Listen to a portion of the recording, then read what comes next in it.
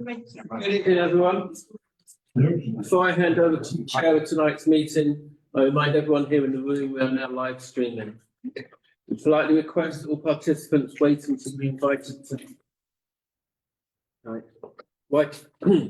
We politely request that all participants wait until being invited to speak by the chair. If you wish to speak, please raise your hand. Once invited to speak, please preface your contribution by stating your name. This will help the mics lock in on the primary speaker and thereby maximise the sound quality for those watching at home. If you are watching at home and wish to participate in tonight's meeting, please turn your video on. If you're just observing, please turn your video off. Unless actively speaking, all those watching the meeting via Zoom should have their mics muted.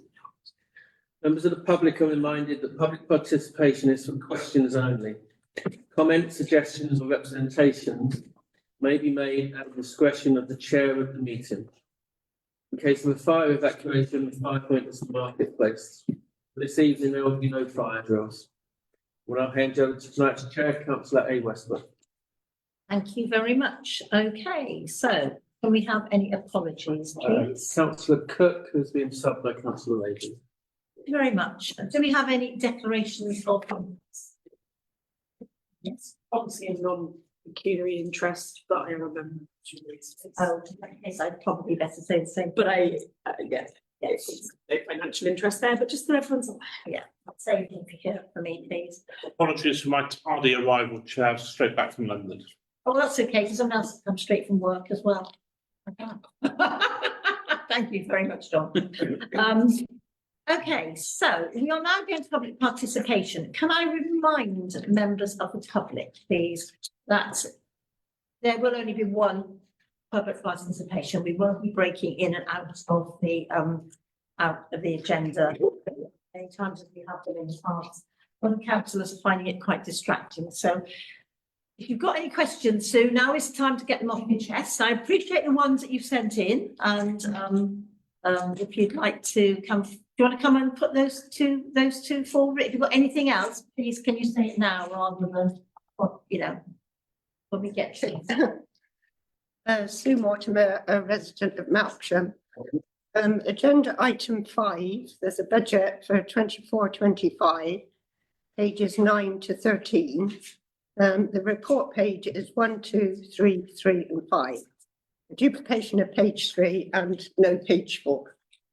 Thank you very much. I don't know who else got one of these this afternoon, but I brought it up as well. I've got the new one. Has everybody else? Yes, everybody else was sent it, weren't they? Yeah, everybody on the committee. I remember now it said committee plus Safi, yes. So all members of the committee had. I mean, it is an item in the public agenda, and I think it would be nice if the public could have a copy as well. Well, if either of the members of the public, there's two of them on, want the budget, I'm sure we can send them out to them. Okay, thank you. They'll send us their emails. That would be absolutely fine. Not a problem at all. Yes. Sorry, Chair, what is this that's come through this afternoon? The updated budget with the page missing on it. So there was pages 1, 2, 3 and 4 and 4. Right. So instead of pages 1, 2, 3, 4 and 5. So one okay. page was Yeah. reprinted. Okay, And you thanks. should have received it. Yes, I did. I'm sorry. It's just No, it's fine. my ears are not what they used to be. That's not a problem. So, but if any of the members of the public want to have the updated budgets, it is just a clerical error that it went out with two pages the same rather than pages 3 and 4. You had another question as well. Yeah, where is the grass cutting charge for the allotments posted to? There's a maintenance code on the allotment, 4201 is shown as 0. So I just wondered whether, because that is part of maintenance, surely the grass. I will get the answer sent to you, but what I actually think is that in actual fact, the grass cutting in the allotments is done by our amenities team, and therefore there wouldn't be any costings to the council. In fact, there shouldn't really be a cost budget in there. I suppose it would be there only if something happened that we had to get outside contractors in, because it's our team that do it. Therefore, I have in the past seen outside contractors there. okay, but normally it's done by our internal team. For information, if it has in the past been done by a contractor, that line will remain on the accounts for at least 3 years after that expense. So that would be why it's still there. That is There's nothing against. pounds allocated against it, John, as well. Thank you for that. I appreciate that, but it is mainly I done. can't answer that one. No, it is mainly done by our maintenance, our immunity team. Is there anything else? Yeah, I was just wondering what the breakdown of the Assembly Hall income code, 1173, the live show hall hire. We have just received this information, actually. Is it possible, do we actually have a copy that we can give to, so we'll make sure that you have a copy, and I do apologise, it was late, but it didn't happen until literally about half an hour ago, so I. Yeah, and the same, yeah, And and again, the so, same with the breakdown of the live entertainment, 4960. Because that means we're doing rental hire now, I think That's it's like all last year. come out. Thank you. Thank you very much indeed, but if either of the residents who are logged on would like it, they only have to ask, it will be made available. Thank you. Okay, so before you go, can I just say congratulations on Sunday? I mean, I looked at the photographs that actually were there for your Christmas Sunday lunch. And I do think actually, I would like to formally actually thank you very much for doing that. I know it was done in very short time.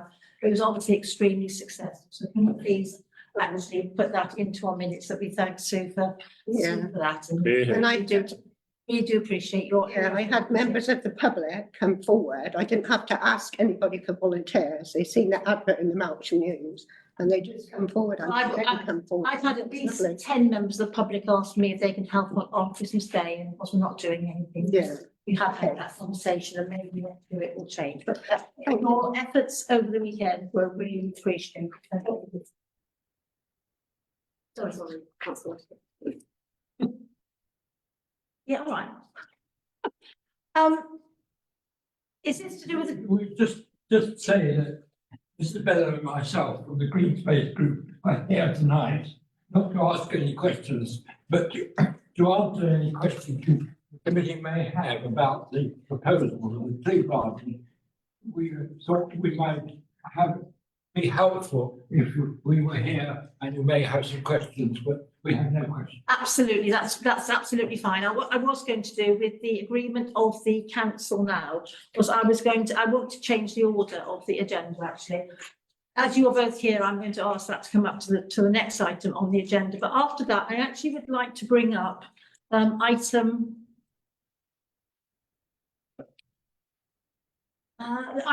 15, project update. And what worries me is that when we have project update as item 15, it comes at the end of every agenda and everybody is like, do you know what? Let's just get on with it. And I would like to bring that right up after we've done the green spaces one, so that we can actually have a good discussion on where we are with projects. And I've got an update from Hayley, our deputy town clerk, on that as well, as to how she wants to make it more easily manageable as well. So is everybody in agreement? Do I have a seconder first of all? Right, is everybody in agreement then that we actually change the order of the agenda around? Thank you very much indeed. Okay, in that case, I think Jenny is going to put the proposal forward for you. But obviously, if there are any questions which are specifically easier to be answered by either Ian or Annie, then we can sort that out, okay? Thank you, Councillor J Westbrook. Thank you, Councillor A Westbrook. So I think everyone hopefully has had a chance to look over the report, and I do thank Melksham Green Space for actually what is a very cohesive and well put together report. As people may remember, at the last assets meeting, we did resolve to ask Melksham Green Space to look at where we could potentially plant trees and look at a tree planting plan as we move forward. They did take that away. They did look at many different potential areas, and the place that came out as being the most beneficial, should I say, area, and the place that probably the trees will work the best was along Clackers Brook. Now, I'm sure everyone in the room knows where Clackers Brook is, but just for anyone who is listening and may not know, Clackers Brook runs from the east of Melksham all the way down to the River Avon, right in the middle of town. I have in my youth walked through it doing a full clean out, so I do have some lovely pictures of that. But it's a really great open green space. However, the slightly confusing thing about Clackersbrook is different areas of Clackersbrook are actually managed and owned by different people, which is what makes it a little bit more complex than just sort of us going to Wiltshire Council and saying, can we plant a load of trees in this specific area? However, Melksham Green Space have also very helpfully gone away and found out who owns which bits of Clackersbrook, which is very helpful. So I think the biggest things here that we want to talk about is that we need to probably ask the officers to do some work for us in relation to this particular project. I'm going to read through the proposed project plans, and then, to be honest, whilst I am a member of Melksham Green Space, Ian Cardy, who's present, and Annie Moon-Taylor are definitely the architects of this plan and probably are much better suited to answer questions than I am. However, the most important things for this plan to go forward would be for us to start contacting the various landowners. As you can see, it is split between quite a large number of people, but mainly it's between Selwood, Wiltshire Council, Green Square, although Green Square only manage it, they don't own it because it's owned by the consortium that owns that bit of land, and Astor Housing. And you can see in the project breakdown exactly who owns which areas. There would also be, we would need to provide a detailed planning and maintenance plan for each location A to G. Now, if you look actually in the final page, you will see that there's a map there which correlates with that A to G. And it is a very detailed map, so thank you for that. We obviously would need, from Melksham Green Space, we would need an estimation of cost, but that would obviously come from once we've had the discussions to know where we can plant and how that planting can go forward.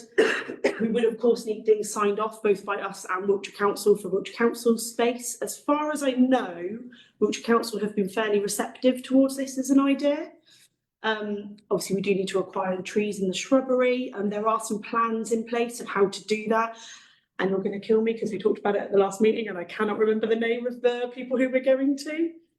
Woodland Trust. The Woodland Trust, isn't it? Yes. I was like, oh God, I can't remember. I'm so sorry. Then it comes down to things like gathering the workforce and planting the actual trees. And actually, I think this comes back a bit between us and Melksham Green Space to create this as a bit more of a community project and to try and get the schools involved with it, to try and get the community involved with it, particularly in the planting of it. And I think, it goes without saying that we need to, everything we do needs to be community orientated. And this is a really lovely way to particularly give young people ownership over the land that they are inhabiting, and the hope that, if you planted that tree when you're 5 years old, maybe when you're 18 years old, you don't want to graffiti it. That's just my logic on it. Not that many trees do get graffitied, I should say, but just a nice thing, I think, that you remember that that's the tree I planted and you can watch it growing. There will obviously at some point need to be a maintenance programme that's put together. This wouldn't necessarily be something Melksham Green Space are able to do, so it would be something that the council would need to have that conversation with Melksham Green Space about how we potentially put together a maintenance plan, which I am aware that our horticulturalist has, and who very helpfully also sits on Melksham Green Space, has come up with some lovely ideas of how we can make sure that trees are better protected, particularly new trees. And I think it'd be really valuable to get him into these conversations as well. And then obviously we would provide, Melksham Green Space would provide reports and things that can be fed back into the council. So I think going forward, I don't know if anyone's got questions around this, but I think the proposal is that we would ask we could ask the clerk to potentially start those discussions with the different groups. The reason that we think it needs to be the council rather than Melksham Green Space is it's the authority of Melksham Council rather than a community group who would probably need a council person involved anyway. And then I guess for us to agree that we do believe that Clackersbrook is the correct place for them to do that. And I would very much err on the side that this is a group of people who are incredibly knowledgeable of Melksham. You know, this does include a tree warden for Melksham. Actually, both of you, I believe, are tree wardens, aren't you? Ian certainly was a tree warden and has done a huge amount of work in the ecology of Melksham and kind of the environment around Melksham. And obviously Annie is incredibly involved as a tree warden as well. And actually Nigel, who's not here this evening, is incredibly knowledgeable about this, but he wrote the actual report. So I'll hand it back over to everyone here to ask questions. Are we happy to suspend? Yes, of course we are. Are we happy to suspend standing orders to allow Annie and Ian to answer questions? Those in favour? Thank you. So Ian, sorry, what did you want to say? Yeah, I got more information since we submitted that report. The information I have is that the F, which is the right at the end by Green Square, is actually owned by the Wiltshire Council. But it is managed by Green Square completely. And they have complete control over what happens in that area. I have been, and amazingly, the town council 2 years ago did a very good study of that area with involving the Green Square people and the Woodland Trust and the town council, and they worked out a planting plan, 1,200 trees, where they were to be planted, what trees were to be planted. They did all the work on the soil and the other things you need to do about the archaeology, and they got a complete plan. Now, I talked to the man from Green Square who runs the site, and he has assured me that Green Square are quite happy to go ahead and have this plan implemented now. So it's all there. The details are all there. They're actually in the council archives, but people must have forgotten about them. The other site, which is very promising, is the Williams Drive site, and that's owned by Hester Housing. And I have talked to them, and they are very keen that we should go ahead and perhaps develop a community orchard there. And they said they would come back this week to tell me whether they approve. But from what she said, they were very keen to get that site managed properly, because they had been looking at it for years and they couldn't think of what to do with it. Well, our plan for a community orchard suited them very well. So those are two very exciting things for the. John and then Safi, you literally put your hands at the same time. Oh, Safi, please. I was just going to ask, please, what sort of trees and shrubs we're looking at, but how diverse are we looking at going? All the trees are native trees. They have been sorted to, they have been agreed they will be all right for wherever they were going to be planted. And the Woodland Trust approved. They were involved in this scheme, but and the Woodland Trust approved what they were having. Things like hazel, oak, rowan, all those trees, native trees, completely. And there were 1,200 trees and 400 shrubs. And the idea was to plant a shrub border around each area, so the shrubs would grow up and the trees inside would be protected by the shrubs. And the shrubs would provide very good biodiversity, of birds and so forth. And they would grow up quicker than the trees, but it would be protected. Thank you, Ian. John. Thank you, Chair. Two things, if I might. Well, three things, because the first thing is, I think this is brilliant. What an absolutely magnificent scheme. I just want to double check one thing, which is that on the sections, I think it's, well, particularly section C really, which is the bit that runs along between Primrose Drive and Westbury View, isn't it? That particular stretch, there's been an extraordinary amount of work that's already been done in that area by the Primrose Drive Nature Group, which I was involved in helping set up several years ago. I'm just wanting to make sure that we're doing with, or you're doing with them on this, and they're very much part of your project. They're not suddenly going to find things happening they weren't aware of. I mean, looking at, when we looked at the site, we think that they were managing that site brilliantly, very well indeed, and certainly didn't need any more trees planted in it. And they were supposed to have some work done. This is the good news. They were supposed to have some work done on the brook, which went through the nature area.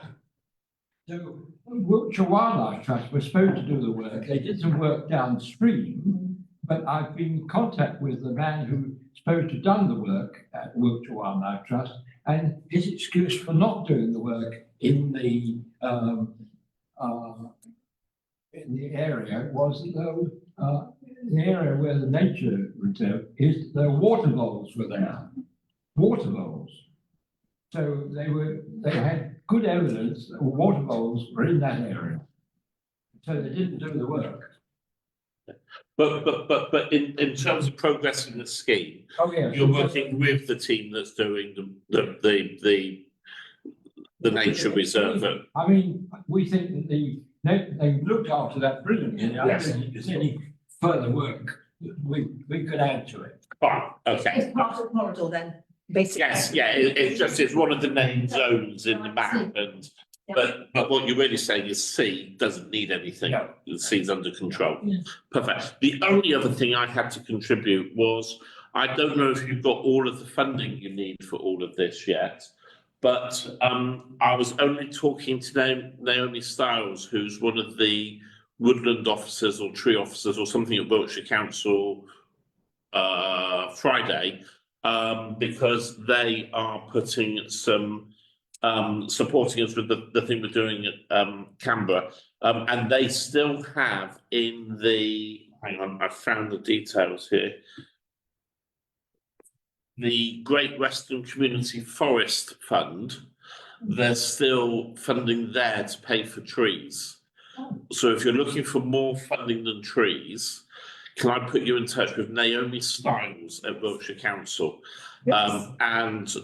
She's absolutely brilliant, and they've just got a big pot of money that they're giving away for trees. That would be brilliant, because the funding originally was going to come mainly from Woodland Trust, but they have changed their scheme since then, and they would give us a grant of trees up to £400 of trees, which would be 420 trees. So we could go for them, but if we have another source of funding, and as the Wiltshire Council actually own the land, it would be brilliant. So that would be very helpful. Well, I can't make any promises on their behalf, obviously, but what I will tell you is they've just given me £5,500 worth of trees at Canberra. Right. So plus, they won't only pay for trees; they pay for associated things for looking after them, the guards for them, all the rest of it. So it's really worthwhile having a chat And with would them. that be accessible for this planting season before April? Yes. Oh, right. It probably would run out in the end of March, would it? It'd be in this financial year? I would email Naomi ASAP. Right, Naomi.stiles@wiltshire.gov.uk. okay. What's her department? Is the- I'll tell you in a second. What's Naomi's department? That's a really good question. Naomi is, there's a signature from Naomi. Oh, her signature doesn't say what her,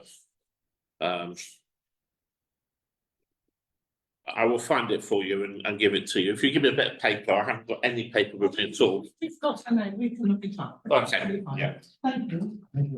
The question coming back to funding is the original scheme set up by the council was that the council could provide some of the funding for that scheme. So we're hoping that the council will divide some of the money out of their tree planting budget this year. which I did check. I did check this afternoon, Ian, and we have got a code for it, and there's £10,000 in that budget for this year. So you've got council money as well, but the more money you can get from Yes, of course. outside Sure. would be great. The ratepayers' money.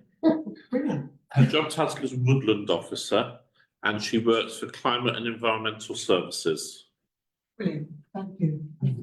Right, I'm just looking around for Greg. Yeah, just one tiny clarification here. The map, which is actually up there, Area G, that appears to include actually Williams Close. We're looking at the area close to the river.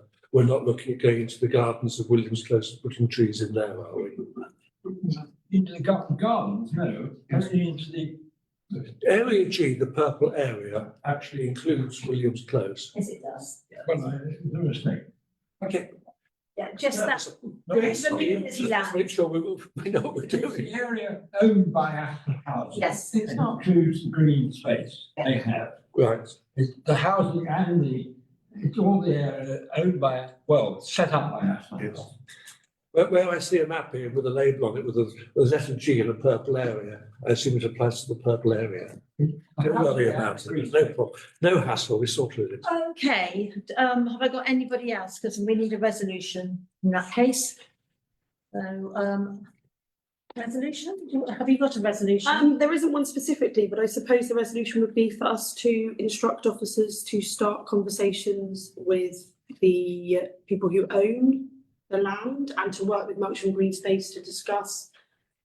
I mean, next step seems a little bit loose, but I guess to discuss both the planting and the buying of the trees. Are you happy with that as a motion? And are you happy with that as the next steps?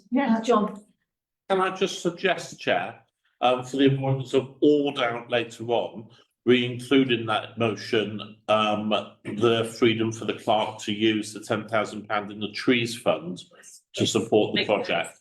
But otherwise, I can just see down the line there being, or can we conclude it, can't we include it? can we put the code line in as well, please, where that is coming from? I can't remember off the top of my head, but you found it this afternoon, but I think it's important that that code line goes in so that we know that that code line has actually been allocated for this year. You will try and find it now, but that's what's known as pressure. 220-4179. 220-4179. Yeah. Right, okay, fine, 4179, so that's the budget head that has actually got the £10,000 in it, so we include that in the motion as well. Do we have a seconder for that motion? Jack's happily seconding that motion. So all those in favour, please show. Thank you very much, it's so really exciting, really, really exciting. Anything else? No, it's, well, how can you not support something that's, so environmentally friendly as this? So, but thank you very much for coming. So now, I know I haven't done the minutes yet, but I still want to go to the, the projects, and then we'll come back to the agenda, because I think talking about projects going ahead is really exciting and important. Just let Ian and Annie leave. Right, okay, fine. In that case, we've got projects here. I have to say that I spoke to Hayley this afternoon. Hayley said to me, it just looks like a mass of words, and she's going to work on the projects to actually make them different colours. So where we've got a project that is going, it's going to be, I'm looking at Hayley now, I'm hoping orange, where the project is working. I know it's red if we haven't started it, that bit I can remember, but there was a blue and an orange, can you help me out? Good evening, everybody. What I suggested was, because at the moment it is just a big list of projects, was if we've completed anything, it's going to be going blue. If we're on our way and there's still progress to be done, it's going to go amber. And if we haven't started yet, it will be red. So it's really clear to see where we are as a council and what movements we're making forward. Thanks, Hayley. Sorry, I couldn't remember the colours from this afternoon. Right, okay, so,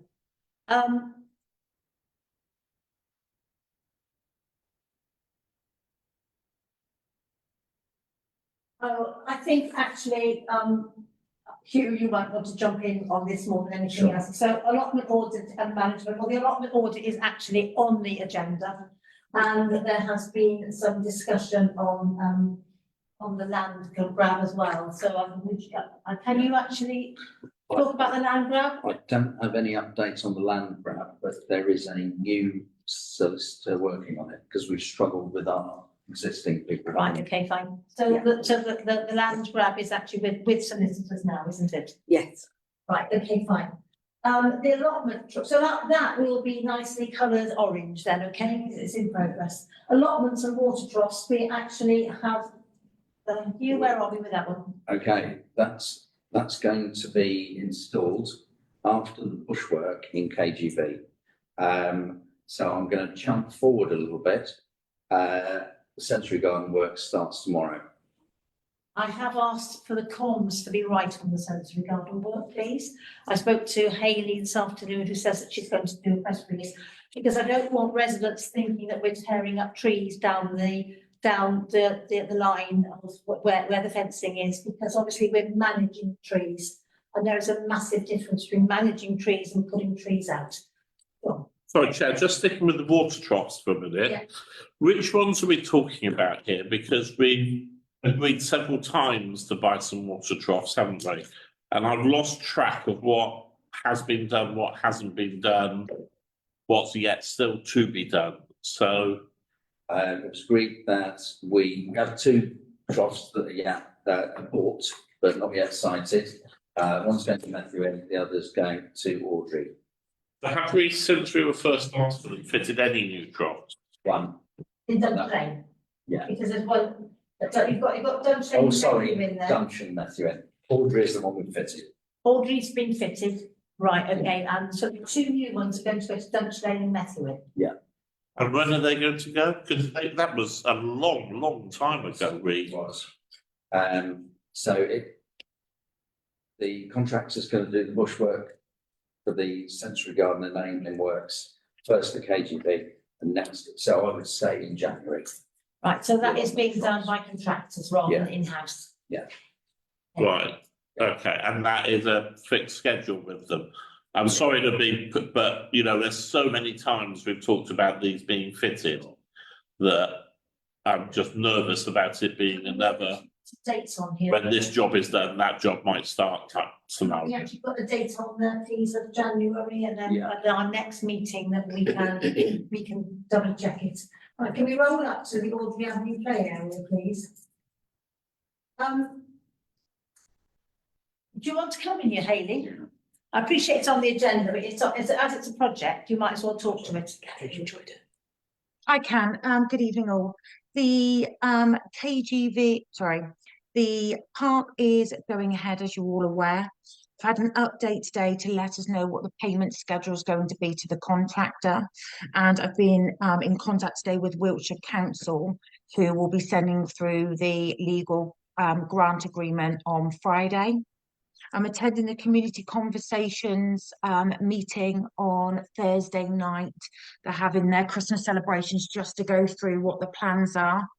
And I'm in the process of ordering a visual that will go on the park while the works are being done. Works are going to start in January and they'll be completed by the 21st of February. Fantastic news, thank you. I mean, everybody actually is aware of that, but it's really nice to see that the project has actually almost come to fruition. It's still orange at the moment. It's not gone blue, but hopefully it's not going to be too long before it goes from orange to blue. Can we possibly, are there any updates at all on the blue pool in the Assembly Hall? With regard to the blue pool, it's with our solicitors at the moment, the transfer. We've now got all the official titles through. So the two solicitors are talking, I'm hoping by That's great. council meeting where nearly be there. It's like transferring a house. I know, buying a house. I know. It takes its time, but it's ongoing. It's ongoing, it's ongoing. Okay, any questions on that? John? So what's happening about what happens next on that? Because obviously we're in the process of now, Once we get everything through, then I'll bring it back to Yeah. council so they can. can I finish the question? Sorry, I'm really, we're obviously in this discussion now, but for years we've been talking about where do we go with it. We've already, I don't know how many times authorised going out to get architects, whatever, to start drawing up plans and proposals and stuff for council to be able to make informed decisions. What's the timeline for us actually actioning on any of these previous resolutions of council saying, let's go out and do stuff? Because there's already a whole collection list of resolutions of council to go ahead and do stuff. So I'm just really concerned about us talking about it coming back to council again for us to have the same debates again that we've had many times before. Right, Tracy, so I mean, I think John's question really is, should we be doing anything at all while actually the legals are going through? So what would be your Well, the recommendation? next stage is to go out to public tender, possibly to go to architects to come up and speak with council and see what your ambitions are for it and to come up with designs, because then we will know the cost of it. And then once we know the actual cost of it, we then have to apply for our public works loan. And would that be something which goes on contract finder? Yes, Yeah, so that would go onto contract finder. yes, yes. So the process is, we finish the legals, and then once we've done the legals, we can go on to contract finder, find an architect. So I'm really unhappy with that, Chair, because there is no necessity to wait to finish the legals before we already know that as soon as we sign on the dotted line and take ownership of the Blue Pool, we've got to start paying the rates on that building. And we already know that is going to cost a lot of money. So the faster we make the whole process of going from where we are now to the end point that we want to get to, the better, because the longer that process is, the more it is going to cost. So I do not understand, I'm sorry, I genuinely do not understand. We have resolved on numerous occasions, we've allocated a budget on numerous occasions for paying for architects to come up with proposals for us that as a council we would then be able to discuss in order to decide where we want to go with it, in order to go out for the consultations and all the rest of it. I do not understand why that preparatory work cannot to be being done alongside the legals in order that we can get on with making the decisions we need to make as quickly as a council as we can be making them. Yes, Tracy, of course. I can start that process. You can start that process. Do we have any other questions? So that process can be started as we continue the legals. Yeah, that's great. That makes perfect sense. Thank you. Are you happy with that, John? Yeah, no, that's. I look forward to seeing them reporting back on it. Right, okay. Church Street toilet transfer. I'm aware you've had some correspondence, haven't you? I'm sorry, which one? The Church Street? Yes. Yes. Yes, I've spoken to the asset transfer people. Anything that is owned by Wiltshire Council, they're open to any expressions of interest from us. So I discussed the Church Street toilets. All it needs is, they're quite happy to come and give you a tour of the toilets if you wanted. They're happy to provide you with the cost of running it. And that all they need is a council resolution that you want to take it over. But presumably they give us the costings before we make agreements. We have to have that in place. Yeah, absolutely. Tom? Yeah, thanks. Can I just confirm, like, as I recall, so we want to do this because there's a part of it that the Pet Food Bank want to take over. But I'm right in remembering that Wiltshire said they would only transfer the entire block. So we'd have to take on the entire block, which we know would be potentially a very pricey and expensive move. So is that just that's confirmed, and they're not willing to budge on that currently since the last discussions?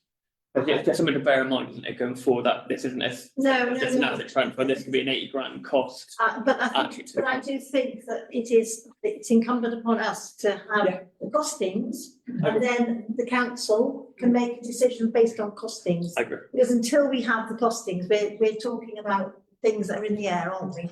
Hugh, did you want to come in on that? I did, there's, as we know, public toilets, don't attract NNDR, rates. But if they're out of use, they do.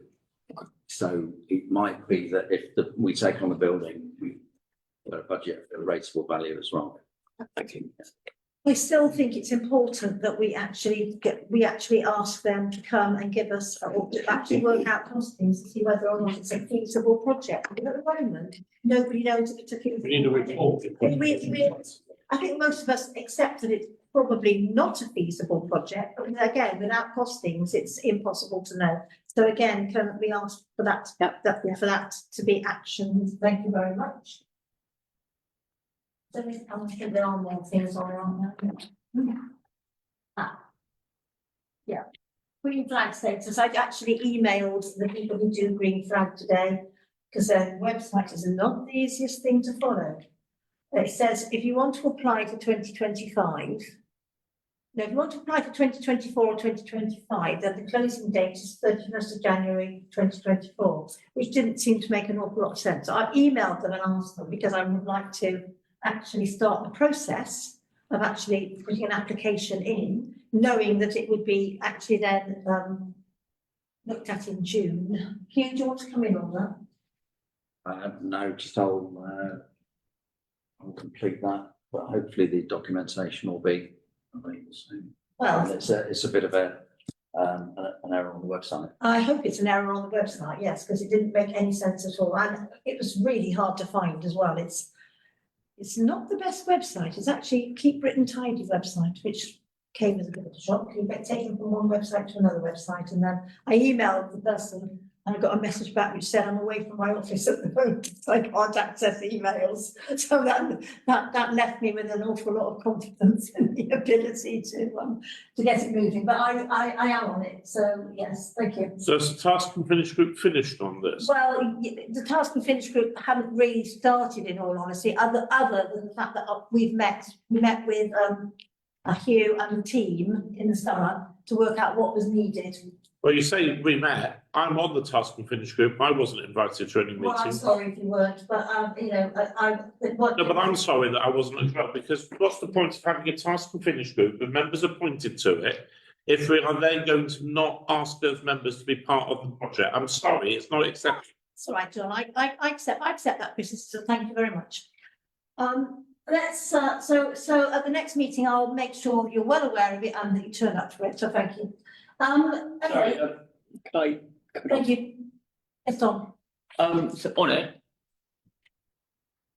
Does it really need its own task and finish group, No, or it can it doesn't. come to this? Can that be, And I think that will come out further down this because I agenda. think, okay, so, Okay. but I would also say actually, I think it's a fair point from John as well. I'm curious why a member wasn't invited to a task and finish group, regardless of what it is. Certainly as mayor, I'd be upset if any of my councillors were put out from doing it.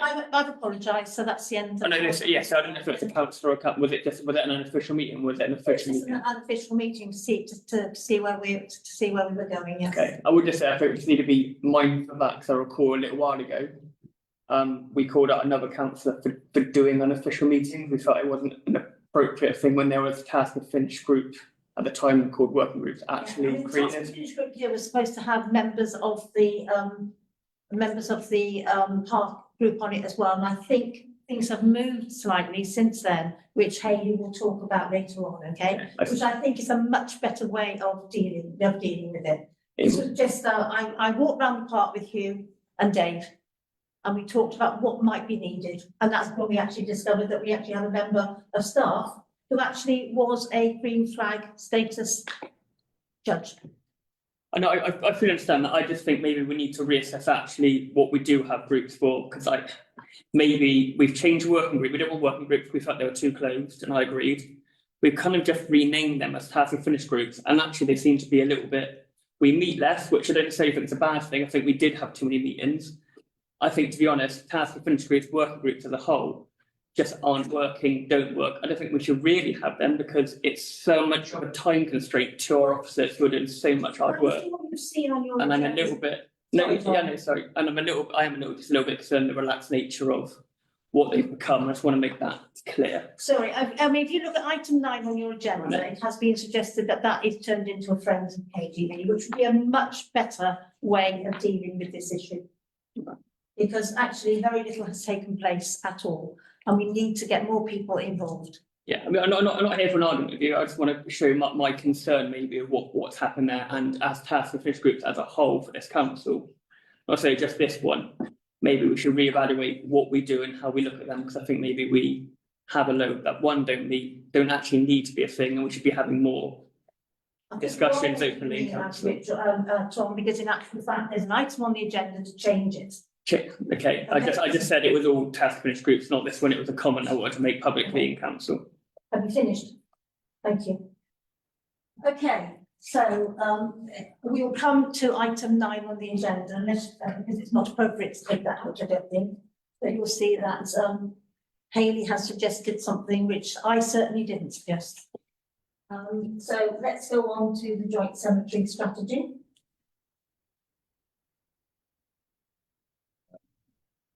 I think the meeting got cancelled, didn't it? Council. Yeah. The meeting was The last budget. cancelled because we had to have a budget working party meeting instead.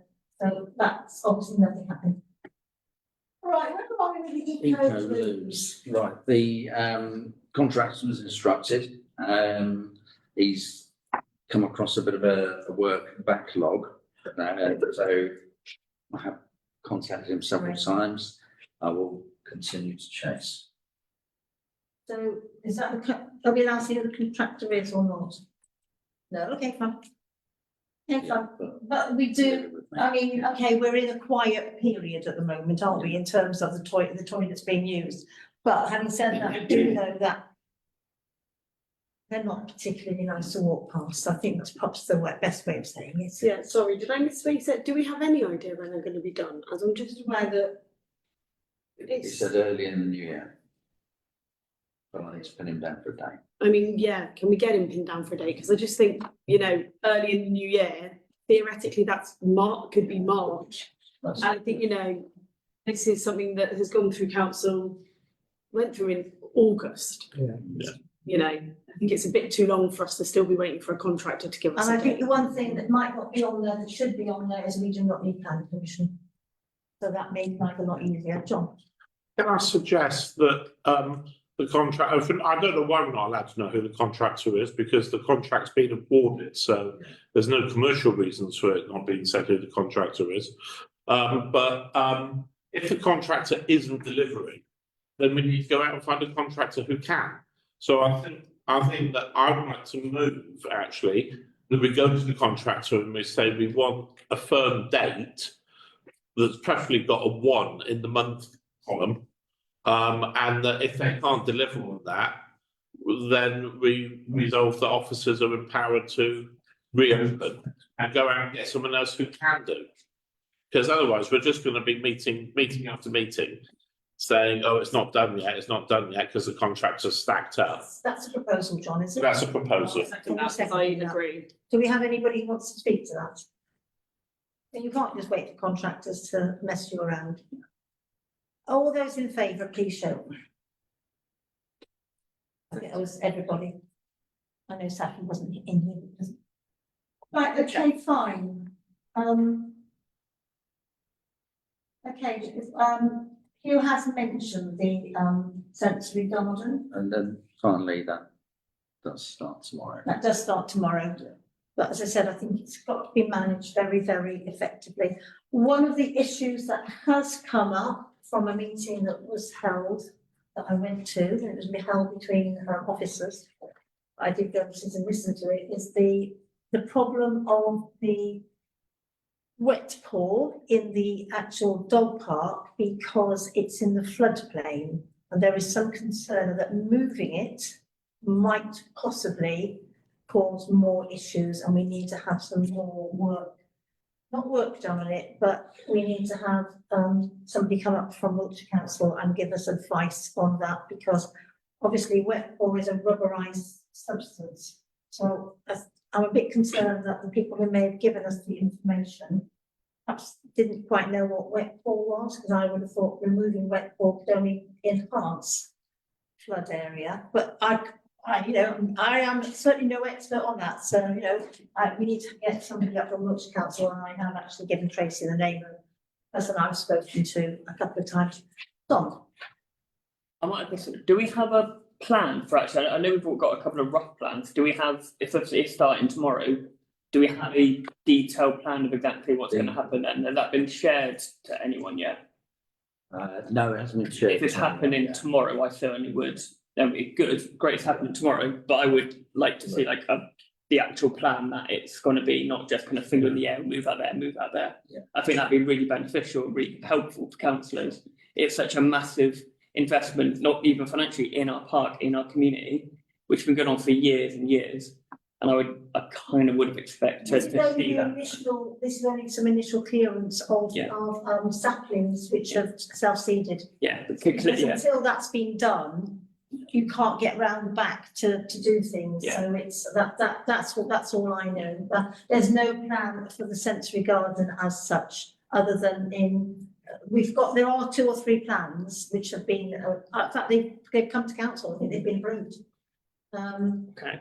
Years ago, probably, Tom. Yeah. But We've been for the last before. yeah. I remember that. For clarity then, so when we say it's starting tomorrow, Yeah. is it just removing saplings and then we're having a break for several months whilst we put a plan together? What does that actually mean? 'Cause I think Start work on areas for nesting season resumes. yeah, I think maybe I'm a bit confused. If we're starting to do work, starting to level, we must have some idea of what we're actually doing to it then. No, it's not being levelled at the moment. Yeah, but if we're starting to do that now, as of tomorrow, we're starting to do all this work, we're going to remove saplings, the sap we don't want anymore, we're going to start levelling to an extent. We must have an idea what that's going to look like. So we're starting to do work to prep the land. Well, it's all been through council already. No, but I know, but so no, exactly As right. you're just saying, is there an actual plan? Yeah, is there a finalised plan what the centre garden is going to look like? My interpretation of this was, no, we haven't done yet, but also until this work is initially done, we know what the state of that area is under the rest of it, which you can't get to at the moment. I don't think you can access that back part of it. Until this is done, it's very hard to know which design is going to work best. And we don't know how much space it's going to bring about, because we don't know how much of that hedge line is saplings and poor, very, very poor quality shrubbery. Yeah, well, that's my question. Is there a plan? And I was then told there is there a plan. If there isn't a plan, that's fine. I just wanted to know what was actually happening, because saying it's starting tomorrow can be relatively ambiguous and it can mean a few things. Now we know what that means. That's helpful. That's good for me. But it's got clarity where we work there. Thank you. Yeah, because if it's not done before February, it's another year before we can do it. John. So there's preparatory work being done now to clear it all out and all the rest of it. Is that an order for Richard to be able to go in and create a plan?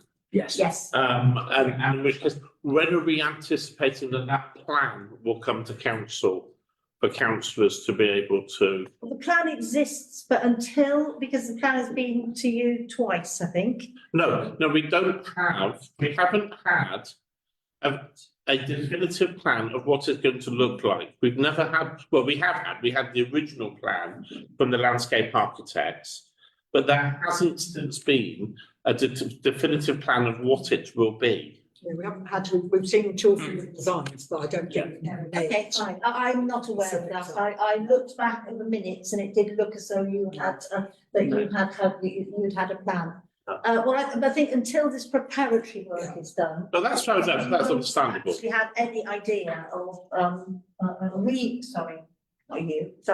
we won't have any idea of what the space available is to actually do anything on it. So I'm just wondering what the timeline on that is, because obviously you'll have scheduled in, Rich is going to need to spend so much, or the contractor is spending so much time doing this stuff, especially as the contractor's going on to do the water troughs afterwards. So once we've got that concept, there'll be, I mean, are we looking at a plan coming to the next meeting of this committee? I'd say so. We are. Yeah. Right. Yes, because obviously some of the planting work needs to be done in spring. And hopefully when it's all been cleared, we'll be, I think it's photographic evidence that we need of what is available there. Because that bund has spread and the nettles are everywhere and, we just need to get that cleared out so we can see what space we've got to be able to do the sensory garden. But there are 2 designs that I've seen which were on minutes and agendas of other meetings. Now, they might not have been agreed, but they certainly have been shared with councillors. Okay, any more questions? No, okay, let's roll it up then. KGB signage. The dogs on leads, thanks for picking up, signage, etc. is going in this week. They've already been delivered, and Dave and the team are getting them in this week. And the skateboard signage is up, isn't it? Yeah. Okay, anything else?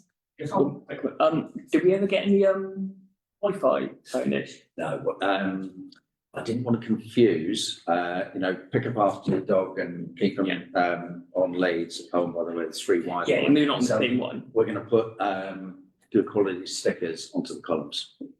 That can't all get well. The free Wi-Fi kind of logo, black and white logo. Oh, what, just the kind of. Yeah, Yeah. but it'll have our details on it. And it'll be probably quite high up the post, won't it?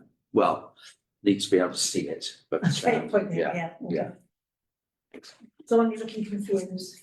No, I was just wondering, and it's just another timeline on that, because we were going to be putting that signage up on about the Wi-Fi a while ago, weren't we? So. I would say early January for that, John. I've already discussed it with the guys doing the signs. Can we have the timeline put on the project plan, please? I think that would be really helpful. Anybody else got any questions? Is that the end? No. Sorry, I thought it was a good idea to do this at the beginning, otherwise it just gets lost at the end. So, yes, where are we with the recruitment of a new? We're one up. Oh, sorry, it was one up, sorry. Play area signage, no further progress on that as yet. But no, I've managed to develop some capacity with colleagues, and I'll Why? get on with Sorry. these things. Why is that taking so long? I think it's probably been because I've been on my own largely for the last while. Okay, And, so I've got to be It's just honest, one of I those. can't even remember what the play area signage was, if I'm totally honest. Can you help me out? Because I'm White, just, Wiltshire Council signs white. Wiltshire, this player, some of them said this player is provided, but there was a mismatch of various things. is that Wiltshire across all Council, play areas or just ours, or just, we're talking about all play areas here? all of the ones we manage. There was one which did go up, this facility is managed by Melton Town. Yeah, those signs were replaced years ago. There was signs that went out there, so this play area, and then there was a strap line underneath, wasn't it? It says this facility is managed, doesn't it, by Melton Town Council, and a telephone number underneath it. And there was a strap line, I forget what it was, but. I can't remember what it was, but. Not, there's a few in place, only a handful, some have been faced, vandalised, and we were to replace them all. So, sorry, I mean, is this something that another member of the team staff could take on board? Because Possibly. I don't think head of operations, I don't think should be really designing the signs which go on the play areas. I think that you could hand that over to somebody in the team who would be able to perhaps move it forward while you're doing things which are slightly more difficult than that. Do we not have someone who is learning comms? It might be a nice way for them to learn comms in a slightly different way. Supported by, Yeah. supported by I'm sure we've even the got. head, the local, I think he said head and deputy, designs like, I already. mean, that, but the local and deputy. I think we do think that could be moved to another member of staff. All right, okay, fine. Recruitment of assembly hall staff. Right, there's still one vacancy, 2 applicants have come forward. One's looking more promising than the other, and they will be interviewed shortly by Brian and Sarah. Tracy. If I can just come in, it's proven very difficult. We've had our HR officer on it, and it is proving very difficult to recruit because it's unsociable hours, they need to have transport. Yeah. Now's a bad time of year. Now's a bad time of year to recruit. I agree, but I do know that people would have loved the Want job, to try. but they don't drive, and that is that's almost, it's unsafe, isn't it, for somebody not to drive to be able to do this job. Okay, thank you. Ridiculous. Rivermead School parking. I don't know if Hayley's still on here, but Hayley has been speaking to somebody at River. Oh, yes, sorry, I thought it was you this afternoon, but it was Hayley talking about it this afternoon. Sorry, Hayley. You are very welcome. I have a meeting with the head teacher on the 22nd of January to discuss the car parking and numerous partnership relationships. So I can give you an update after that. Thank you very much indeed. Again, can we have that updated with the date of the meeting? John? So are we hitting the reset button again on the work that was previously done by this? Because Jenny and I met with the school and the chair of governors or somebody from the trust, didn't we? And had numerous conversations. Ed or something, yeah. Yeah, had various conversations with them and got so far down the road. So is that all going out the window and we're starting again from scratch? There's a brand new head there, so that's the problem, I think. And that's what I would guess at. There's a brand new head, so you have to bring that head up to speed, don't you? Well, yes, but I'm just asking if we're starting it all from scratch again, because obviously Jenny and I went so far down the road of working with them and getting stuff done and came up with plans for what was going to potentially be done. We met with Fields and Trust and, there was quite a lot of work that was actually done. That's Councillor Hubbard and Councillor Westbrook, I don't want to start a reset, but obviously I only started on the 7th of October, so I'd welcome a meeting with you both first. So obviously I can continue the work that you've already started to try and get a resolution, which I think we all need for that car park. Yeah, I think that would be sensible. Yeah, could I ask you both to let me know when you're both available and I'll make myself available? You've got my diary on the system. I do have your diary, Councillor. Thank you. It could always be by Zoom, couldn't it? It might need to be. For some people who don't seem to have any hours in the day. Yes. I'll magic an hour, it's fine. But it's easier by Zoom, I think, or Teams, whatever you want to do, you know what I mean? Can that be updated so that we know that there's an update on it, please? Skate park side, I think it's done, isn't it? Yeah. So we could put that one blue, it is the only one so far, but we can cheer if you want to. Skylark Road lighting. Right, Paul was going to help me do this, and unfortunately, it's busy at the time of year. Now he's got a bit of a window. Hopefully, we'll be able to get it. You're right, Joe, you've missed your house. Get in your house. Sorry. No, the clocks didn't change for quite a while yet. Right, sorry. It's all right.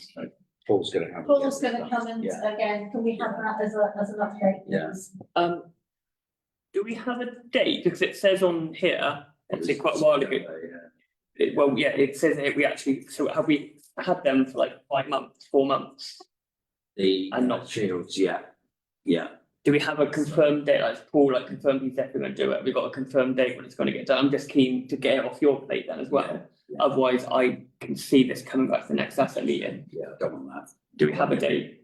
No, but I will get one. Yeah, I think we need It won't be coming back. I think we definitely need to start it. Yeah, it'd be helpful for us as well. But then we won't have to keep asking you questions. But yeah, I think that's going to be very helpful to start having dates when stuff's going to get completed. Street trees. I can update on that. We still haven't heard anything from the Wiltshire Towns programme yet. Hayley has chased this week.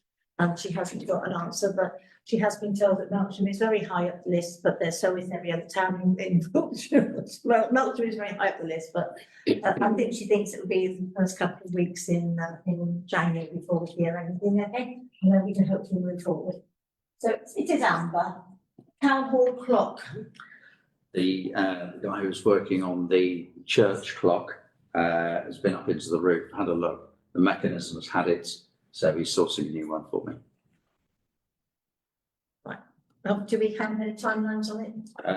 I don't, he said he would get back to me before Christmas. Okay. I just want to know which budget is that coming out of, as I'm well aware for big old clocks, they are not cheap. But it's only the mech that runs behind it. Okay. When I say only the mech, I don't know. It's the little how much that's battery gonna thing be. that goes behind that makes it go, no, seriously, it's a good question, actually. I get that, I know these sorts of things often turn out to not be as cheap as you think they're going to be. Can always get an Oh. LCD. Yes, I think we can have a price. That we just. Somebody did suggest that there was a digital back to that years ago. Can you remember that, John? No? We could just project it on the town. I don't think so. Anyway, I think that is it. I really hope people found that helpful because I certainly have done. So, okay, so let's go back to the agenda. Pretty much cover the rest of the agenda, Chair. Well, I did hope that that might be the case. Because there's no point, that if we go through the projects, actually the agendas on, we can do things quite quickly. So anyway, the minutes of the last meeting. So we're on item 4. Anybody got any pose? Second. All those in favour? Thank you. Right, the budget, which you all received a different copy from. I'll do that in a minute. Has anybody got any questions on budget? It just gives you the percentages of spend. I looked at it and I couldn't see anything that jumped out in horror at me.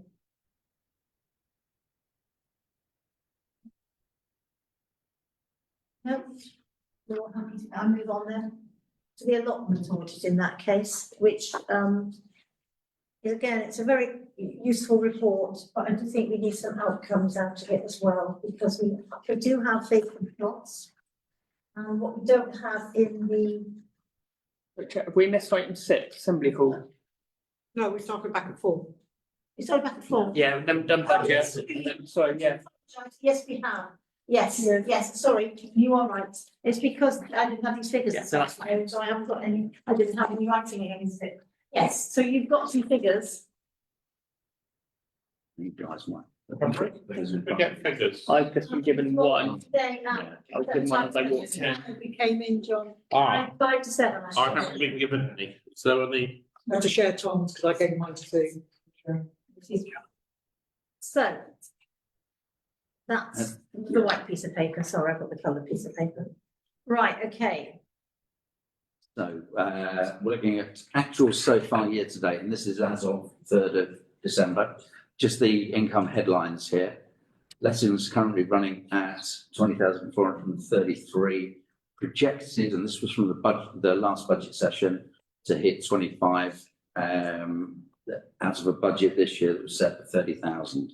So we're running a bit behind on that. However, I've got some better news later on. The bar, I'm pretty happy that that will hit target. We're currently running at 31,173.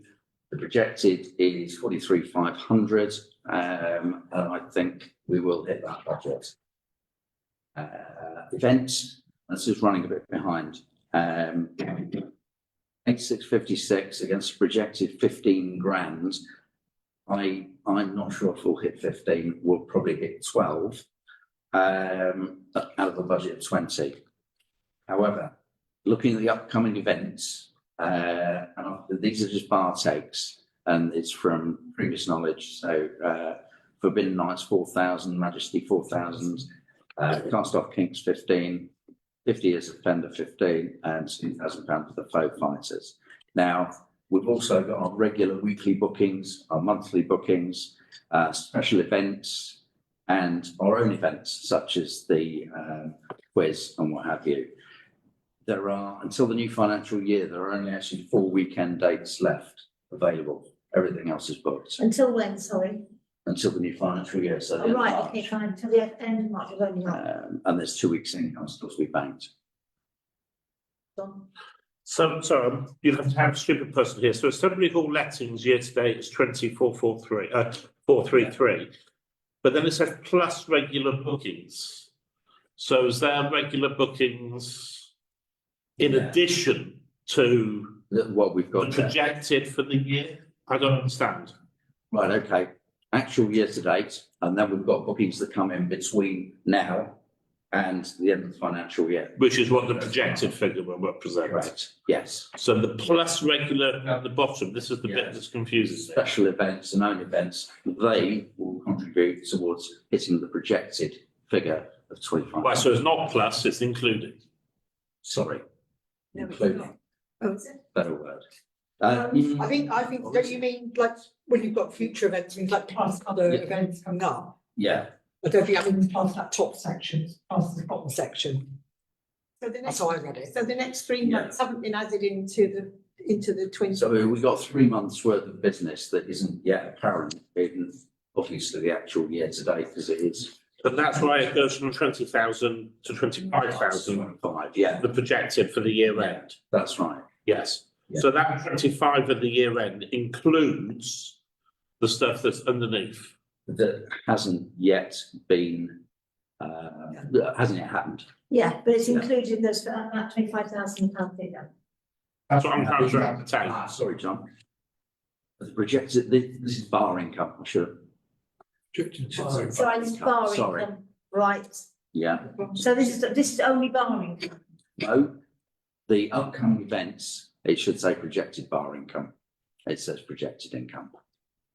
Right, okay, fine. So that's how we get to there. Sorry, but 43.5. but Is 31, included in that for okay, I want, Sorry. 31,173 Yeah, plus the 8, 10, 13,000 underneath yeah, would be 44,6. yeah. You've got 43,5. I don't, but I'm sorry, I know I'm being picky, but I don't understand. Is that 43,5 inclusive of the numbers underneath? Yes, It is. it would, yeah. Right, so what we're anticipating that at the end of the year, we can forget the bottom half of the report. Yeah, We're anticipating we'll take £25,000 in letting, 43,500 pounds in bar income, and £15,000 in events. And that's the total of what at the end of March we anticipate for the year that we will have. yeah, The figures underneath just give us a breakdown Yeah. of the period between now, the projected period between now and then. Yeah. Right, thank you. sorry. So it does look as though we're not going to hit budgets on the Assembly Hall. then. No, we'll hit the bar. On the bar, I appreciate that, we won't hit them on The lettings or the events. the lettings or the events. However, the business has grown and is growing. Only 4 weekend days available till the new financial year. And you struggle to get anything before May now, if you want a weekend event. Yeah, Struggle it's again only- before. It's only weekend events, so isn't Yeah, it? There it are, is, it there is, are yeah. there's plenty of availability Yeah. weekdays. But we're still not gonna hit budget. No. And the difference between now and then isn't. I mean, the difference between in the final quarter is only 20% of the business for the year. Yeah. So Do we know what the figures were last year? Yeah, I don't have a computer with me. I can't look at computers and agendas. Is there etc. anything that glaringly stands out as a reason why we didn't hit budget? No, I was just speaking to Brian, the deputy manager at the weekend, and he said we need to drive more into getting the younger sort of generation in and maybe trying to find out what are the popular bands and doing more sort of band nights and things because a lot of the stuff there is for certain older generation. That's his personal The view. programme has changed a little over the last couple of years. Because after COVID, unfortunately, a lot of people didn't come back, and that was quite a big section of our market. It was 50s, 60s. I know rock and roll is struggling a little bit at the moment, we need to just, well, we are moving forward and getting more sort of recent stuff in. As I said, I think, after May, I think this needs to be a dedicated community that has something more, otherwise we're going to be in a mess. Thank you. I mean, yeah, let's look at it. So what we're going to look like, we're going to lose 10k. We're going to make 10k less than we expected. I mean, the Assembly Hall it's always been a contentious topic. I've been plated several times on social media for my views in the past, but maybe we do need to start hitting the younger generation a bit more. My concern with that is obviously we're looking at acquiring the Blue Pool. Potentially, we're then going to be going out and getting some wonderful drawings and potential ideas for what the hall could be, what the combination could be. In its current state, I think you would likely struggle to, no matter what bands had. I just don't think it's the kind of venue you're going to get younger people in. I don't think it's necessarily fit for purpose for some of the younger generation, in my personal opinion. I just don't think it's the kind of place people my age and maybe a bit younger would really want to spend an evening. It just isn't. It's not what I would want, not what my friends would want. But I think, I would say at 33, I'd say I'm still quite a lot younger than the main demographic of that pool.